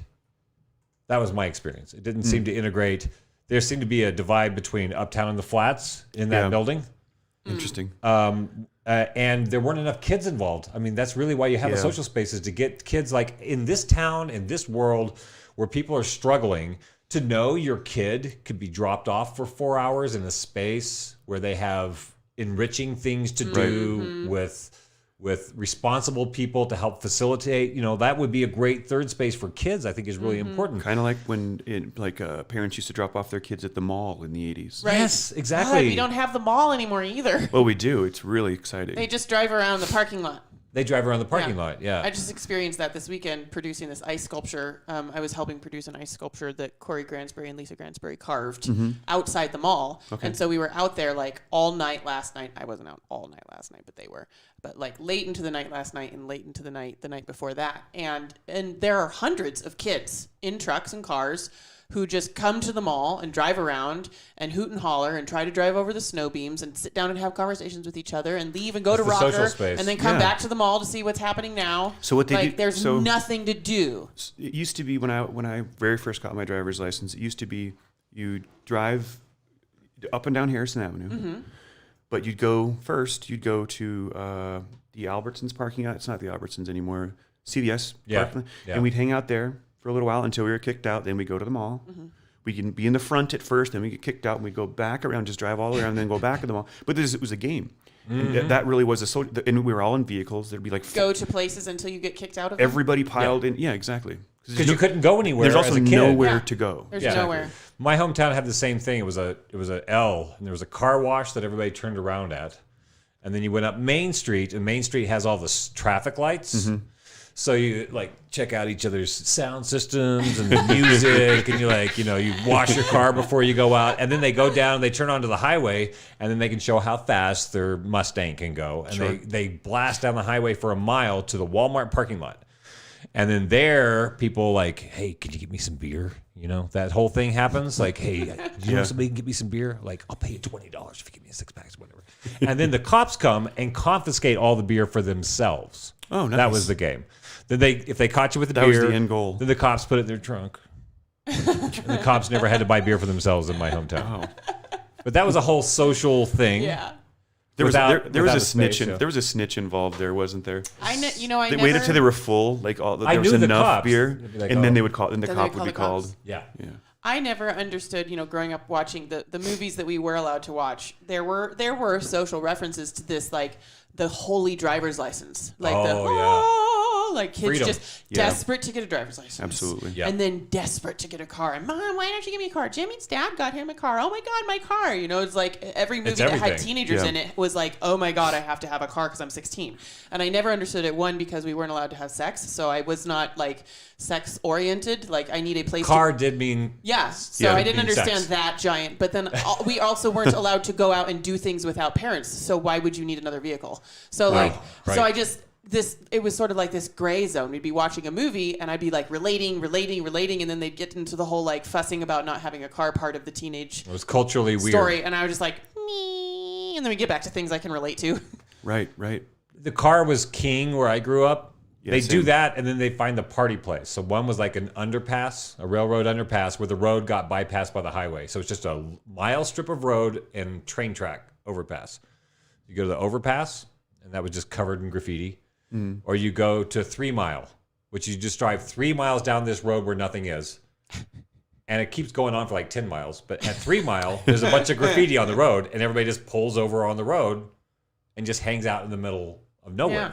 Or you went to the bridge, or you went to, there were these places, and they had to rotate them because the cops would, and they were so far apart. And you had to coordinate that. Them. You had to coordinate that either at school or over the one phone. No, Walmart parking lot. Oh, that's where the. Yeah. That's what where if you were late? The next thing? You What if cruise you were late, around, though? and then you try to find alcohol, and then they're like, "Where's the party? 3 Mile, or is there going to be some other place?" And then everybody figures it out, and all the cool kids know. And then all the geeks are left in the parking lot because nobody would tell them. Oh, Heather says growing up in the Keys as a kid, we had under the bridge keg parties. Yep. And island hopping. Ooh. Yeah, that's like a whole nother level of like, in the Keys, tasty freeze to the Walmart parking lot or whatever. It's like, no, we're gonna go to literally a different island. So much That's fun. a Florida thing for sure. Yeah, that's pretty cool. You think about I obviously was a kid who grew up. The license was king. What about like in New York City? Most of the people never get a driver's license. Are there very many kids that grow up in the dense cities, or do people mostly move there after? No. There's so a many kids. lot of inner city kids. So you have a different kicking things ritual. in alleyways, maybe. Well, there's no alleys in New York City either. What? There's no alleys. No alleys. Oh, that's right. All streets are used. Yeah, all streets are used. So you got to get rooftops. rooftops. Rooftops is a big thing, but or you get somewhere near a bridge, some beach. We're just trying to decide. I'm just trying to decipher like what. What's the thing that you can't wait to be? Because you maybe can't wait to get a car. Is there an age when you can take the train? Subway? No. You can just get on it. As like a 4-year-old could just like toddle in there and get on the thing. Nobody's going to stop them. Yeah. Oh. Yeah, I really wonder. That's very interesting. I wonder if kids that grow up in dense cities think about the excitement of getting a car. Definitely. I don't think so. What did they look forward to then? I drove cross country once, many times actually. I made the New York, Los Angeles trip many, or San Francisco many times. But one time I was leaving, there was 5 of us. And I want to just get all of my driving out of the way. So I go a solid, I'm doing 12 hours. Then tomorrow, when we go to sleep, and tomorrow it'll be somebody else's turn. You know who else had a driver's license? No one. Oh, no. And they didn't tell me this. And one kid's trying to convince me, well, I know how to drive. I'm like, I'm not going to let you drive. What's worst trip ever. Because then I had to go back. Right. You had to do it the whole way back too. I did that with a guy. When I was in Boulder in '88, I delivered a bunch of acid to University of Chicago and then up in Wisconsin and then to Oklahoma. So I did this 8-state circle. I left on Friday at 6. And the guy with me had to be back for a test Monday morning at 9. Oh, gosh. So the car only stopped running for gas. And we just drove the whole way. And I drove the whole way. Gosh. Because I kept, after the 5th state, I'm like, well, now it's just a matter of pride. I've gone this far. I'm just going to keep going. So it was no sleep, 48 hours driving. That's insane. Why that sounds like absolute hell to me. I don't know if I could even I love sleep tell you too much. How much I hate driving. Really? Hate it. I loved it. Never liked driving. You never liked it ever? The car. Don't like it. Did you grew up here? Mm-hmm. So were you excited about getting a car or no? I was it a possibility? I was until I got it. And then I didn't want to be the one driving ever. Oh, then you got that job. It. I just don't enjoy it because some people I know a lot of people literally they enjoy my dad used to it's the closest throw us I'll in the ever truck. get to flying an X-wing. This very important this to is me. Partial. This may be true. I don't know. But my dad used to love to do this thing I would call it basically the room. He would ruin our Sundays. Oh. It's your last day off before you go back to school and we go on a ride. Let's go on a Sunday drive. I hate it. Yes, I know. I was the worst thing. And the moment, because it was also really it wasn't a planned thing. Oh. It was just suddenly no, now let's go we're for a ride. We're just going to go for a drive. Oh and my you God. just all have to, and you can't bring a book because you're supposed to be visiting with your family. Well, not to mention you can't read a book in a car, or you shouldn't. Make you sick. Well, it doesn't make everybody sick. It makes me sick. Some people it can makes do me it. sick I can't too. do it either. Oh, yeah. I have lots of friends who just devour books on I wanted a car. trips. It was total escape. It was it's literally freedom. Deb says this is a great show with Sherman and Mr. Peabody in the Wayback Machine. No, what a great show with Sherman and Mr. Right. Peabody in the Wayback Machine. Is that an actual show? Yeah. It's a dog and then this kid. And the dog is I thought a at professor. first she was talking about you because I didn't recognize the cultural reference. Right. That this is a Wayback Machine conversation. A reminder to the audience that Ainsley is a foreigner without an accent. I've learned so much. Just dropped in a few years ago. Heather says Big Pine Marathon, or we would rent a room at Faro Blanco. The boys who had boats were always very cool. Oh, yeah. See, Florida, you're fuck a car. I'm getting a boat. I'm on the ocean. That's right. It's getting nostalgic. Everybody's starting to have I things love it. to say. This is awesome. Mary Catherine mentioned train hopping. Oh, really? That must be a Midwest thing. Yeah. We would jump from hay bale to hay bale. They would do the big round hay bales in the field in front of our house. And so we would go and run and grab the rope and fling ourselves up onto it like Legolas in the Lord of the Rings. Right. And pretend they were dinosaurs. And they all had names every summer or fall or whatever. Each hay bale was that's a really tough one because it's on a hill. So it's really hard to jump onto it in one jump. And you sort of have to shimmy up. They probably didn't do that in New York. Probably not. And Mary Catherine's a Floridian too. Oh, boats. So train hopping in Florida. Train hopping. Yeah. Interesting. I always wanted to train hop, never had the balls to do it. Deb says that she knew a cop who got hit by a car because he was sneaking up on hands and knees to try to catch a couple kids who were having sex in their car. And he was going to sneak up on them and like, get them. I have mixed feelings I'm about like, that. I feel like I don't really feel super bad for him. Like, don't be weird about it. Just drive up and honk your horn and tell them to go home. I don't want anybody to get hit by a car. I don't want anybody to get hit by a car. Unless they're sneaking up on teenagers in their car. No. I don't like this idea. Those are formative moments. Yep. You don't need, now that you're going to end up having like handcuff fetishes after that, you know, like. The parents are paying the cops' bills, not the kids, though. So right. if the parents don't want the kids hanging up on the M, then the kids don't get to hang out on the M. Why would the parents pay for that? Because the parents, they don't remember that they did that when they were teenagers, and they think it's bad, and so they try to shut down all the places where kids might be smoking or having sex, which is why we can't go up on the M anymore. The protocol, like when you're learning that, that happened here? Yeah. They put a giant gate across the M. So you the car. Deb. I think Deb's in Idaho or something. Yeah, where's Deb live? I don't know. She might not want to tell us. She's anonymous online. She's safe. Right. Mark French had a different upbringing than the rest of us. Oh. At least me. He had a different. Right. In Southwest Detroit, the cops just beat us up whenever they wanted and robbed us. Never mind just taking your beer. That sounds like a Detroit thing. That literally sounds like a Detroit thing. Yeah, Detroit. John Ivankovich. We had kegs in the mountains. Usually the kegs were somebody that could buy the cheap beer. Yeah, so this is fun. I love all these stories. We would run to Arkansas from Oklahoma because we had a half hour, and I think it was like 6 point beer in Arkansas. It was only 3.2 beer in Oklahoma. Oh, right. So somebody would make the half hour state line run to go get the good beer for the keg party in the woods. Oh, Mary Catherine says maybe kids in New York did train hopping. That's what she was saying. Oh, yeah. That would be like the only getaway car you'd have access to. Yeah, I mean, you don't really see kids hanging on trains. Maybe in the Bronx. I've always wanted to do that, actually. Maybe in the Bronx. I've always wanted to jump on a train. Yeah, and to see where... Yeah. No, wait. I think she's referring to the subway. Oh. Subway.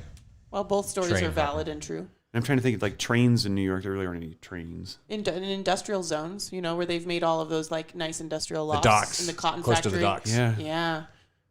Maybe. Interesting. What are your motivators as a free teen? You want to find somewhere to have sex. Yeah. You want to find somewhere to get you a beer. Somewhere to do drugs and beer. Yeah. Somewhere where you can say shit your parents don't want to know that you know about. Yeah. So. And exchange information with other things your parents don't want you to know about. Exactly. Right. So you have new things. Right. So we just have to figure out those desires and then put them into a massive cityscape. And how would you achieve that? Yeah. So a couch on a roof is still my. Yeah. Pre-car, what were you doing?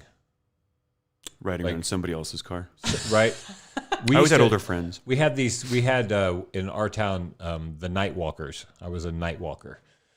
So we would, good night, Mom, I'm going to bed. Then I had a pair of jeans and a coat that were stuffed, and I just moved them under the sheets and then crawl out my window. It's like a movie. And then meet all the other kids, and then we go try to find somebody, get us some booze, see who else is awake, tap on girls' windows that we liked, and see if they come night walking with us or whatever. Yeah, we had the same thing, but how we used to accomplish it is we would, my friend and I would we'd sleep outside. We'd do it in the winter too, because where we slept wasn't a tent, it was a car. We just it was a big old car that didn't really run, so we'd lay the seats down, sleeping bags back there, wait till we figured everybody was asleep, and take off and go do all of those exact things. So you were camping out of the car. Yeah. And still running away from home. Yeah. And then what'd you do? Just get in trouble? Wander around. Yeah, just find something to do. That's what we did. It was like we just walked around in the quiet town, because then it was like our town. Yeah. Then you don't have people telling you what the fuck to think or do. Hiding from cars. The goal. Well, there was a kids prison in my hometown, or what do you call that kid? Like a boys' home or something like that. Yeah, a bunch of criminal kids, guys and girls. There's a name for it. I can't think of it. Juvenile detention center, right?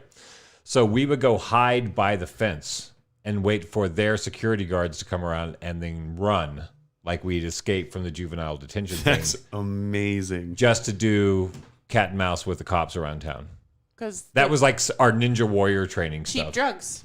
Oh, total literally hormones. thrill. Yeah. No, so we just wait, we see the car, and then we go running down an alleyway. That's brilliant. And then split different ways because then they have to split the resources, and then they'd have to go and figure out who escaped, and they'd be like, "Nobody escaped, Nobody officer." escaped. Grr. That's a really good idea. It was I was an adrenaline junkie as a kid, obviously. As a kid. Yeah. Free drugs. Woo! Oh gosh. I love this. We've completely evolved away from art very naturally. But have we? Art in the government. Personal expression. Were you an artist when you were escaping the car and running around town? When did you decide that was a thing for you? Yeah. To say I was an artist before when did you call yourself an artist? Yeah. I had gone to school and I moved to New York City. I didn't the entire time. You went to school before you called yourself an artist? Yeah, because it was also this weird I had this crazy ridiculous anxiety that sort of so I got the syllabus and all the books that I was supposed to get for school my very first semester. I read them all front to back before I ever walked through the doors. Come to find out, we only read tiny little articles out of here. But it was one of those things I just felt in my mind, all of these kids in New York City have museums. They're so far advanced. They obviously have access to way more culture than I do. Absolutely, and that's and weirdly enough, I caught up pretty fast. But it was one of those things that they absolutely had all these things around them, but they didn't necessarily use them. Yeah, it was just they were available. Yeah, you wanted them. I wanted them more than anything. So you ate them all up. Yeah. So what made you when did art enter your life? When was art a thing where you're like, art, maybe I'll go to art school? I had a girlfriend moving to New York and going to fashion school. And you never thought of art before? You never blooped things onto the paper? No, I made art in high school and stuff like that. I did stuff, but I never consider myself an artist. Right. It wasn't a part of your identity. No. Oh, that's so interesting because I've always thought that you must have come out of the womb impassioned. No, not like that. No. Oh. It came. Impassioned, but maybe not necessarily for art. Exactly. Yeah. Exactly. I never thought I did stuff, but I never did art in school. I never thought it wasn't an option. That's just other people did that. That's not a real thing to do. Right. That's my impression. Huh. And then you did it for a long time. Well, I did stand-up comedy when I was 20, and that was in the arts. I've seen you at an open mic do stand-up comedy now that I think about it. That was suddenly I'm with artists, yeah. And then some of them were actors, and some of them were this, and then it got me into the arts. I sort of got in by accident because I just wanted to work. I liked the idea. I thought that would be a good job if I could get paid to get on stage and make people laugh, and then incidentally, I found myself in the arts. That's what happened to me. And that's those communities. They do cross over a lot. Mm-hmm. Just one of those things. I've never had any interest in being an actor. I don't want to do that, but I have a lot of actor friends because that's just the same type of a community. Mm-hmm. Yep. And New York City is just crawling with them. Yes, and Chicago's the same. Yeah, for sure. Everybody's an actor. That's where the theaters are. Yeah. So wow. So what made you do it, though? What the heck were you doing before you decided to go to art school? Yeah, what were you going to do before your girlfriend entered? Do you know I boxed? I was a boxer from when I was 6 years old. 6 years old till I was 32. I didn't know it was that early. I mean, yeah. Oh yeah. As soon as they'd let me in the gym, I also lied and said I was 8. Oh! And by the way, but I also weighed those Civil War kids 45 pounds at that time. So I don't know how they a toddler. I don't know why they bought why the did fact. They believe you? I don't know. They bought the fact that I was 8 years old. There were other 8 years old eight-year-olds in there that were 3 feet taller than me. Oh my gosh. I mean, I kept studying piano for as long as I did because there was a boy that I liked that was a piano player. I went to the college that he went to for a year and then finally realized that he didn't like me enough and I was never going to be. I have this problematic mental habit where I follow things to their inevitable conclusion to figure out if they're worth doing in the beginning anyway at all. Yeah. So a lot of things I just won't pursue if it seems. Sorry.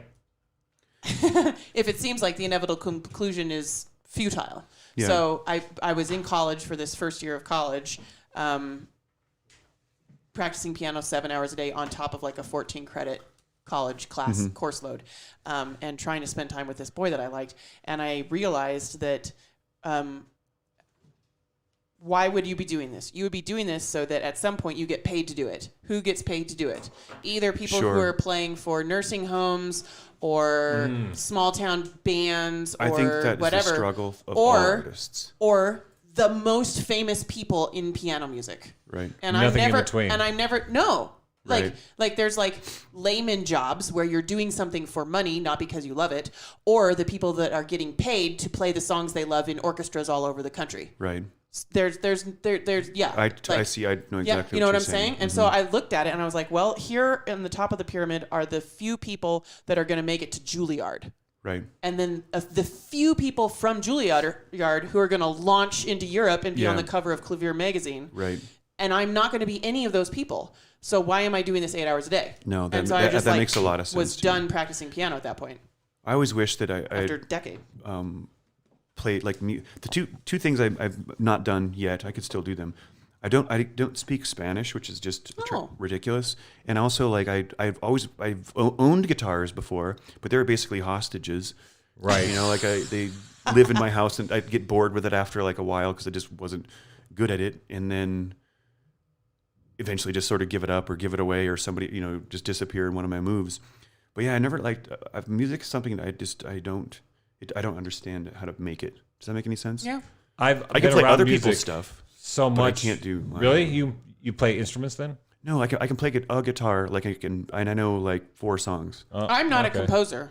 I think there's code there. I always called it code brains because I taught piano for a decade after I quit playing, and a lot of parents wanted to force their children into piano lessons because they didn't like that they quit playing piano when they were kids, and they wish they still knew it, and so they're forcing their child to do it. And I'm like, okay, well, either Becky is going to take to it or she's not, and if she's not taking to it and not enjoying herself, Don't waste your money. I'm not going to be part of the thing that's forcing her to do stuff she doesn't want to do in her childhood. And I would just tell him straight up, like, I'm not going to be part of it. And if they took to it, like generally if a child likes puzzles, if they like patterns, if they like mystery shows, if they like math, if they like language, these are all things that I would put in the category of code brain that I just invented, code brain. Right. It's not necessarily right brain, left brain. There's crossover between left brain people who are good at music and right brain people who are good at music. And then within this category of people who understand that I move all of my fingers at once and while looking at black dots and stuff hits my ears, like that's a kind of brain. There are people who are able to create that thing and people who are not. Right. And I'm not saying you can't teach yourself. I taught myself. I learned the Johann Sebastian Bach thing counterpoint where it's literally math but music. Like if I put this note here and then this much distance between these two notes and this much distance between these two notes, they will sound nice. Okay. But that's not composing, you know? Hear it. No, I hear it. But I think that you talk about the left brain, right thing. I've been very interested in this idea. But it's I think when you're making a solution for something, I think that you can, like, depending on what you're doing, there's a lot of left brain and right brained like visual artists that are have done very, very well for themselves. But I think you can see it in their work, which is interesting too. But like I think often to say you're a left brain person or a right brain person to me is kind of a ridiculous idea. It's like saying you're a Republican or a Democrat. Exactly what it is. Or an introvert versus an extrovert. Yeah. Right. There are so you many might have different tendencies one way or the other, or strong points, or have focused more on one thing or the other. We obviously both have two sides of our brains. Right. All of us. Right. Most of us. Most of us have access. Most of us have two brain halves. Yeah. Isn't there like a couple people out there that have had to have like a lobotomy, but they're fine? There's a few people. Yeah, fine. No, they found that you could lose large chunks of your brain and still have function. massive functioning. Yeah. But yeah, in general, for maybe people who haven't heard this concept, the left brain is described as like the analytical or the chess player side of the brain, and the right brain is described as the artistic and empathic side of the brain.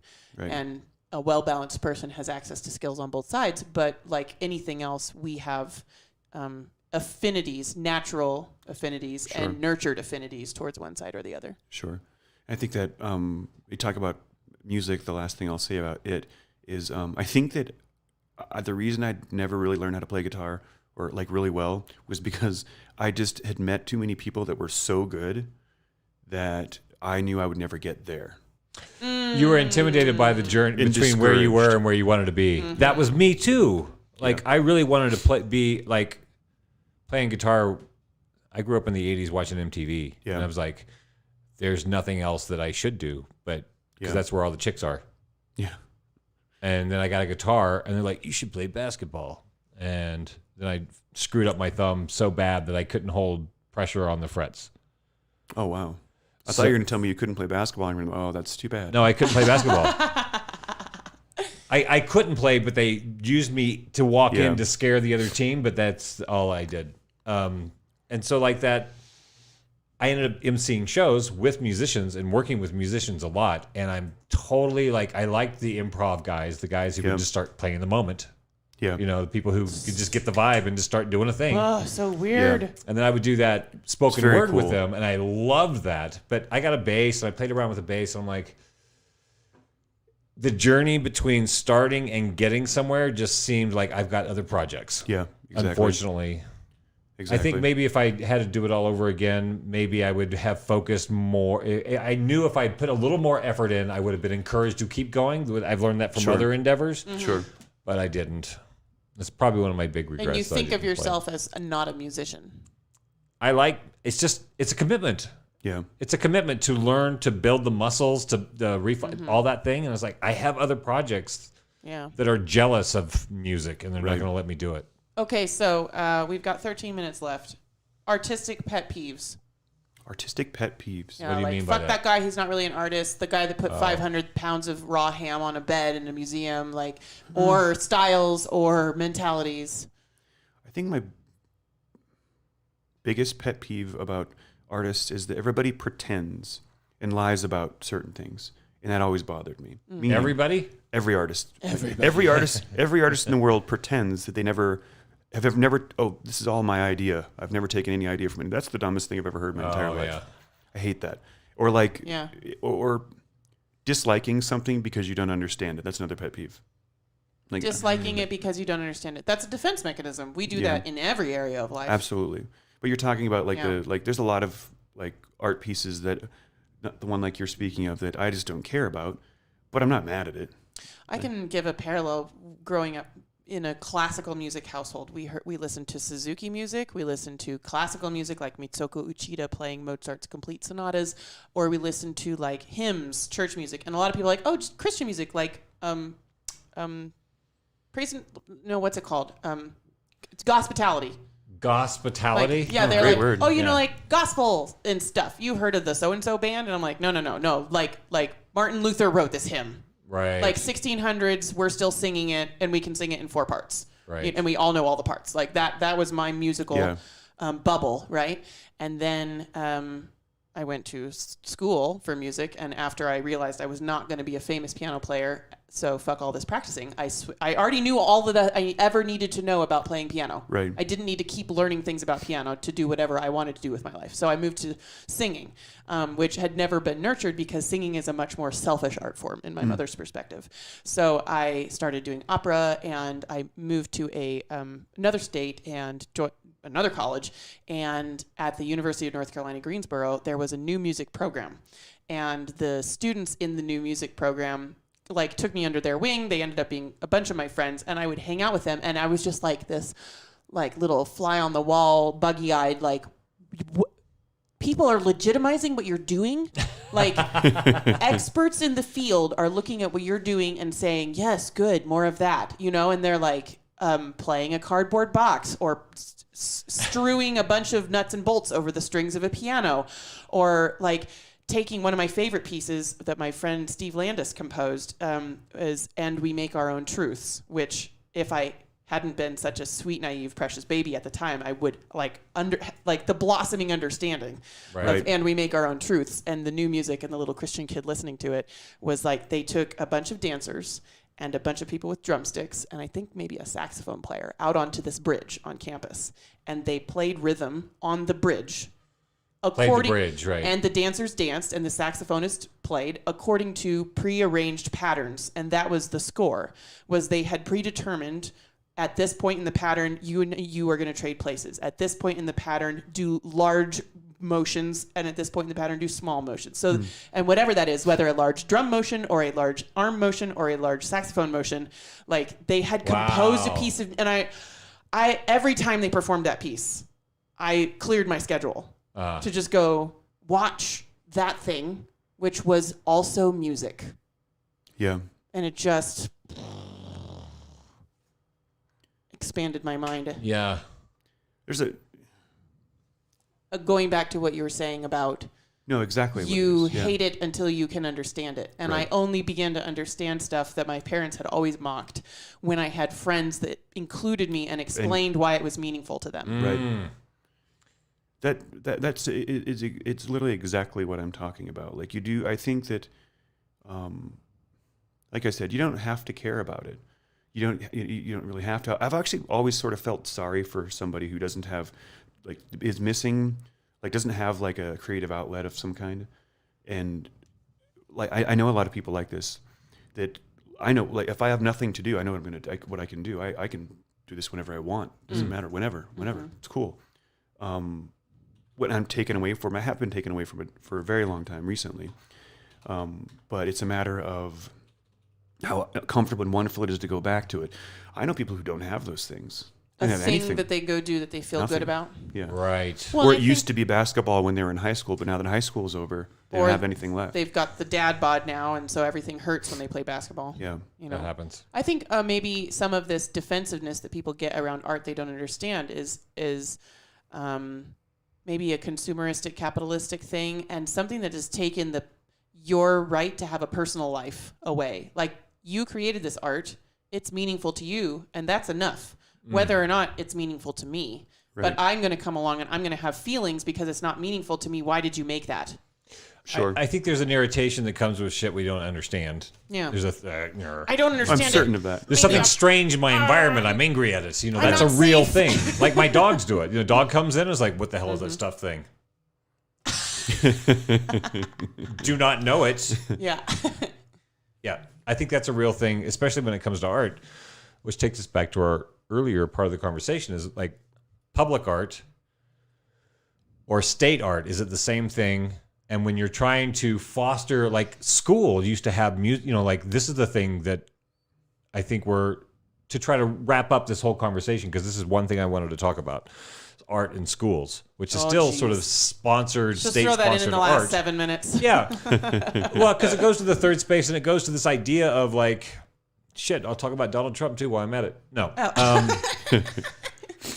The idea of the country being run as a business has been a trope since I've been a kid, since Reagan era. I don't know if it was so profoundly, overtly talked about that way before Reagan, that you had a society, and in a society you had the humanities, and you had the art, and you had your environment, and you had all these, you know, various aspects to the human condition, science, whatever.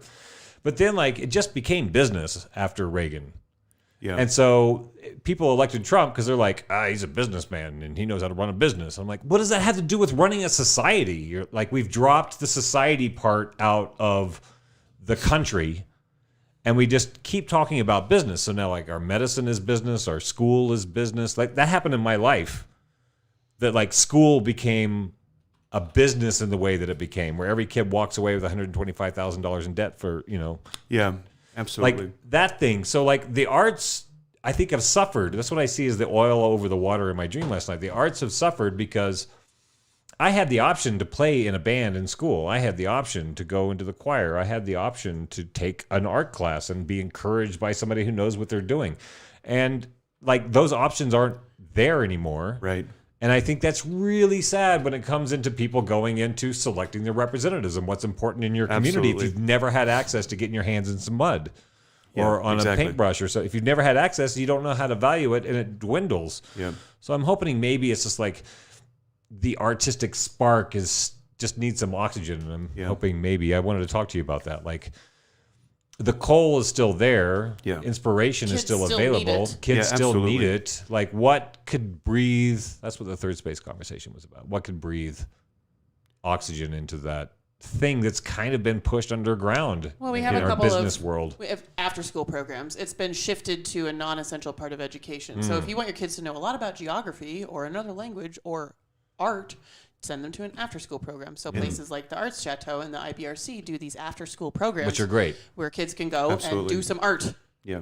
But it should be in school. It should be accessible. I agree. We shouldn't only have quote unquote left brain things accessible to people in school. Right, because We then you should just be have a bunch of nurturing- people who vote for a businessman to run the country. Nurturing the whole mind. Right. Yeah. Right. No, I totally. And also, like the value is not really seen in having like using that side of your brain anymore. I don't think. Like right brain thing is almost like what it takes to be able to solve a problem is like it's only your right brain, nothing else. Your left brain, if you already know if you have all the pieces already, is going to be solved on that side. The rote memory thing, call and response. If you don't have the answer, it's never going to be that's you can't really use that side. That The left brain, if the left brain has all the pieces, that's deductive reasoning. Right. If you have all the pieces, you can solve the problem. The right brain has the capacity, if I can reinterpret what you're saying, you're right. to solve a problem without having all the pieces. Inductive reasoning. Yeah. It seems as though if we put these things together, then, I really like that. Yeah, I find that in our, like, if we're looking at the major news story of the last 2 years, there's this idea of trusting science. And that's somewhere in there, we came up with this idea of like, you could know. But people are like, where'd you get that off the internet? Like, it's not an encyclopedia. Like, there's this weird thing where people assume they can't know things. Only right. this scientist can know about that thing. You can't know about what he does. You can't read his paper and understand it. Right. And you can't have an opinion on it. So those ideas are like engineers or politicians or priests. They're all like, only they do that. I cannot have a conversation or a relationship with what they're doing, which I find is really, it's the left brain thing. Like, you stop learning it once you leave the institution of education. You can no longer learn. I'm not a data analyst, so I cannot understand data. Just like you and I were having a conversation at one point about research. Research. Oh yeah, we didn't even get into that on this show. But and again, but like you said, like you could know, meaning like you absolutely could actually research and don't just choose the paper that you like. That's like half written. Confirmation bias. Yeah. To go find the thing to support your you will supposed. And the position. interwebs do that very, very easily for you. Just type in one thing and it's just there. Well, it's also difficult because the way they've started.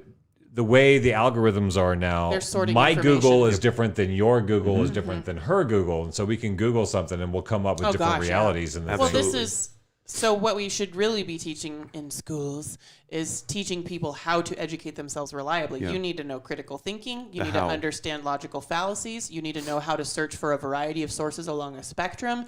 And if you find yourself enjoying a particular source, instantly go and read a source that disagrees with that one. Exactly. And then look at who funds them. I think I've always thought we should study irony in school. It's like one of the lost arts. Irony deficiency. Get your vitamin A, vitamin D, and some irony. I love it. Josie, tuning in from Butte, she says that we do have art programs in school in Butte currently. Yeah. Which is great because neither of us have children in school. No, so we we don't participate. She says all kids in Butte take art elementary to high school. Impressive teachers too. My son even had a jewelry making class at the high school level. Oh, that's nice. That's great. I'm glad they do that. I guess, and I'm glad, thank you for telling us what's going on in Butte, because like I know that's been a dwindling thing culturally. Yeah. Yes, beyond our personal experience, arts have definitely gone down in schools. Right. So I'm glad that stuff is still available to folks locally. And this has been a big focus for us in season 3 is like, what can we do locally? Like, like how can we affect change in our environment? Because if we all empower our individual friends all over the planet to affect change in their immediate environment, then things will change. Right. But it's me worrying about the sea turtles in Florida that is kind of like a little spinning my wheels. Yeah. You know, I could be worrying more about the snow geese in Butte and how we can mitigate the snow geese dying in Butte. You could have a bigger impact there. More impact for my energy. Yeah. Rather, so we're aware of global crises because of the internet and global news, but we don't have the energy to solve global crises. And I think we're sort of in this generational mass depression because we're aware of all the shit that's going on. Yeah, we didn't grow up with all the problems of the world. Yeah, you guys had years of your life where you didn't know about the sea turtles dying in Florida. No, didn't know. Yeah. We just knew local news and whatever was Walter Cronkite said or whatever. Exactly. So like the kids these days are trying to crawl their way up through mass awareness of global trauma. Of all the problems in the world. All of them. While not being empowered at any level anything about it. to be able to deal. And so we're like, how can we work on that? Start local. start local. Yeah. When I had a farm in Hawaii, I had this landscape nursery, and I had a friend of mine who he'd rented this house for nothing in a swamp. And he started building taro lo'i. They're like taro lo'i are like rice patties. Okay. So he started reclaiming and creating traditional rice patties for the taro, which they grow, make poi out of. And he would do a work party once a year and borrow all the shovels from all the people, all the farmers in his neighborhood. And he would get 30 people out there, and they would dig a lo'i. Okay. They would dig out this whole rice patty thing. And he brought a chef, and he brought a band, and he brought shovels. And he had a workforce of 30 people, and he extended his farm by like 100 yards. Oh, wow. Like suddenly he has this area. And those became like a hip thing to do when I was there. I had my own landscape nursery, so I would do a work party that was educational, showing people how this whole process works and with organic farming or whatever. And I get a big chunk of my farm taken care of like that. Right. And people feel, I love doing that. I love the idea of like being able to throw my shoulder in and see a giant effect of that effort. Because it wasn't just my shoulder, it was everybody's shoulders. Those things were so empowering. And I think those are kind of pop-up third space where you can have people in town. I kind of like the idea of the trash pickups they have in this, when all this stuff starts to melt out of the snow and Butte. Yeah. And you have the neighborhood and you go hang out with people. They also do like the little tree planting party. Yeah, I think does a little tree planting party too. Those are great ways to get people together to hang out and feel like the power of one person's effort making a big effect in your environment. Yeah. And if we all were able to just, we've had this massive technological revolution, and it comes with great power and great tools, and we need to continue to evolve through it and get our consciousness back into a place where we're having an impact. Yeah. And that's where the turning local, I think this concept of empowering people to what can I do in my environment that makes a difference? And then if we're all doing that, then the whole planet is feeling a difference. Right. Right. Not just like, I used to send $30 a month when I was a teenager to an orphanage in Peru, which I know made a big difference.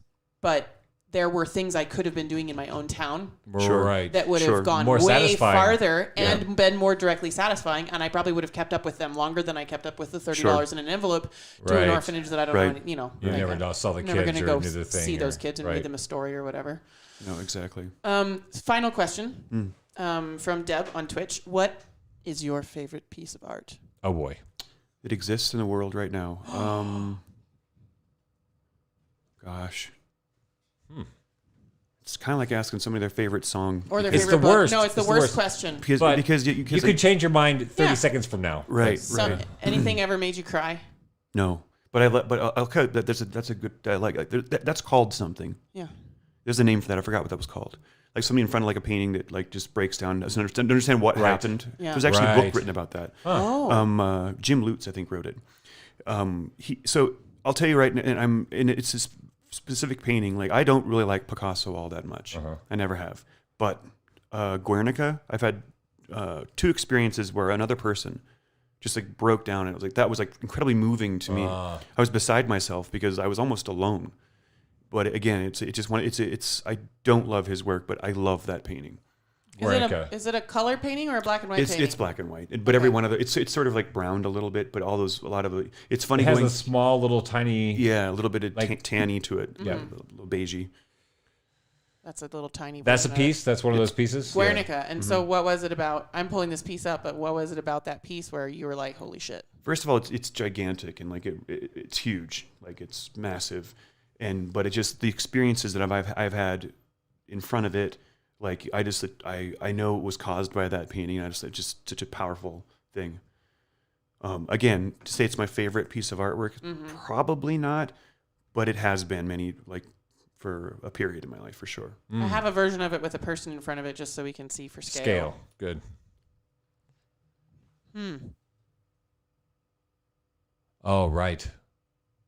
I remember when I was growing up, I think there's something about giant art that impacts differently. Sure. Also, there was a giant, probably 8 by 10 foot painting of just the horizon line with an enormous tree on it. And it was not a wonderful piece of art. Sure. I know now. Like, it was not a wonderful piece. It was boring. There was no rule of thirds. It was literally a giant symmetrical tree in the middle of a giant symmetrical horizon and sky. Sure. You know, like blue, green, brown, green. But I loved going to that coffee shop and having feelings about that tree. Yeah. That's so funny. There's a joke that was in October magazine about like years back about Chuck Close and Julian Schnabel were in a race to make the largest painting, and it was funny because it was true. Like that, and both of them are very, very different. Both of them very, very like egotistical, kind of at each other, but they just kept making larger and larger and larger paintings of what they kind of already painted. So it was just kind of, it was kind of, you know what I mean? It was like, what are you doing? Like, you're not, you're not making anything new. Yeah. That's just flexing. Yeah. Flexing at that Exactly. point, which is fine. Flexing is fine. Sure.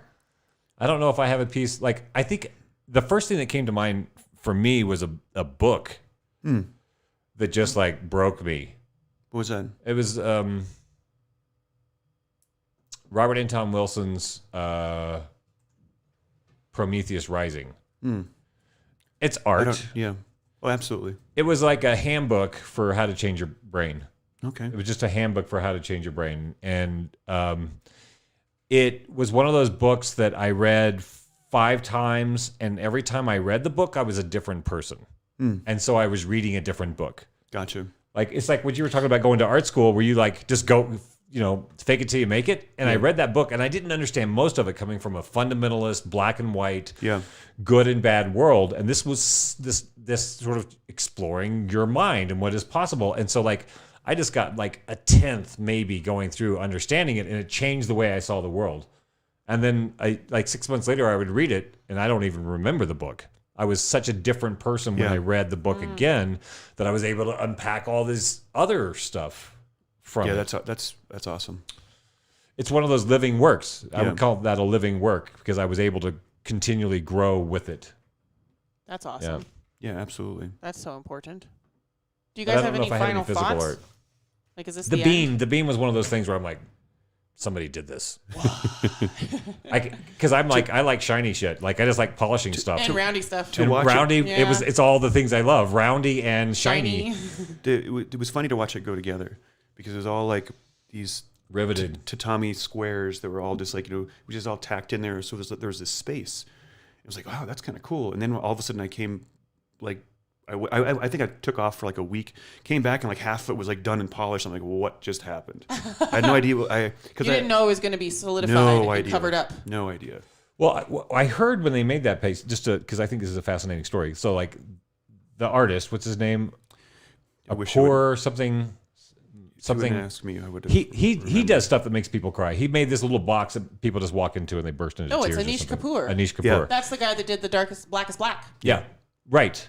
That whole story. That's such a great talk to you about that story. I'll come back. The Black is Black. Yeah, come back. But the bean, apparently, like his idea was this polished chrome bean. And then they did it with like stainless steel and all the rivets were still there. Yeah. And the city was like, yeah, we're not going to pay to have all that shit smoothed out. And he's like, no, that's what we're doing. And so it did look like a Frankenstein bean. It was just like rivets and metal all over it. That's really funny. And they're like, yeah, it's pretty good. That's and fine. He's like, it's an art. It's an art. And it's like, I think it's one of the most impressive objects I've been in the presence of. Like standing and looking and at this. Nice interactive piece too. Watching everybody watch it is amazing. Yeah. And again, that's talk about a community. Yeah. That's not like because there is a thing in museums that, you know, no touch, for whatever reason people don't talk in museums, which I found kind of interesting. Right. There's no rule. It's not a library. Right. But still people don't. There's really like quiet. It's a sacred creepily going around. It's a sacred space. Staring at stuff. Yeah. A museum, but where you have coffee and smoking and talking. Yeah. That'd be fun. Yeah, the bean is one of those things when I just watched it, when I saw it, when I was in the presence of it, I was like, yeah. I could just camp out here. Yeah. As a photographer, especially, I'm just like, endless possibilities. Yeah, absolutely. Guys, we had over 20 people during our peak listening time. Nice. Yeah, thank you so much to everybody that tuned in. We had new friends on Facebook. Yeah. Heather from Florida. Thanks for suggesting, like when we're talking, for suggesting the various places. Who was that person from in Florida? The yeah. Banyan. Yeah, thanks for suggesting the stuff and making the show There are always conversation. comments we can't get to, and I'm so sorry. We try and work with the flow of the conversation and also work with the flow of the conversation with you guys, so please don't feel left out if we didn't get to everything awesome you said. You're always welcome to be conversing with each other cross-platform, which is why we made this chatbot. Yeah. Yeah, thanks for playing. Thanks for coming in. Thank you, Tony. Yeah, absolutely. Thanks for having me. Would do it again? Yes, absolutely. Yeah? Do you feel taken care of as a guest? Yeah, absolutely. I feel like we just scratched the surface. Oh, we just got started. Yeah, we kept trailing off. Thank you for visiting our Outpost in the Borderlands. Post-Orthodoxy is a project of Sevier Studios. We host ongoing, interactive conversations centered around cognitive liberty, and you can join in by catching one of our live streams on Facebook, YouTube, or Twitch. You can also catch each conversation after the fact as a podcast by searching for Post-Orthodoxy wherever podcasts are found. If you take value from the work we are doing and the community we're building together, you can support the Outpost in the Borderlands for as little as $5 a month on our website, Better Time. That's betterti.me. Visit the Sevier Studios page and subscribe. You can also support the Outpost by following and connecting with us on Facebook, YouTube, Twitch, Twitter, Instagram, and or Substack. Our Post-Orthodoxy theme music was composed by Frank Pascal, and a special thanks goes to our voice actors, Amelia, Colin, Zbo, Rosie, Gabo, Vicky, Mokai, and Tony. Thanks for playing.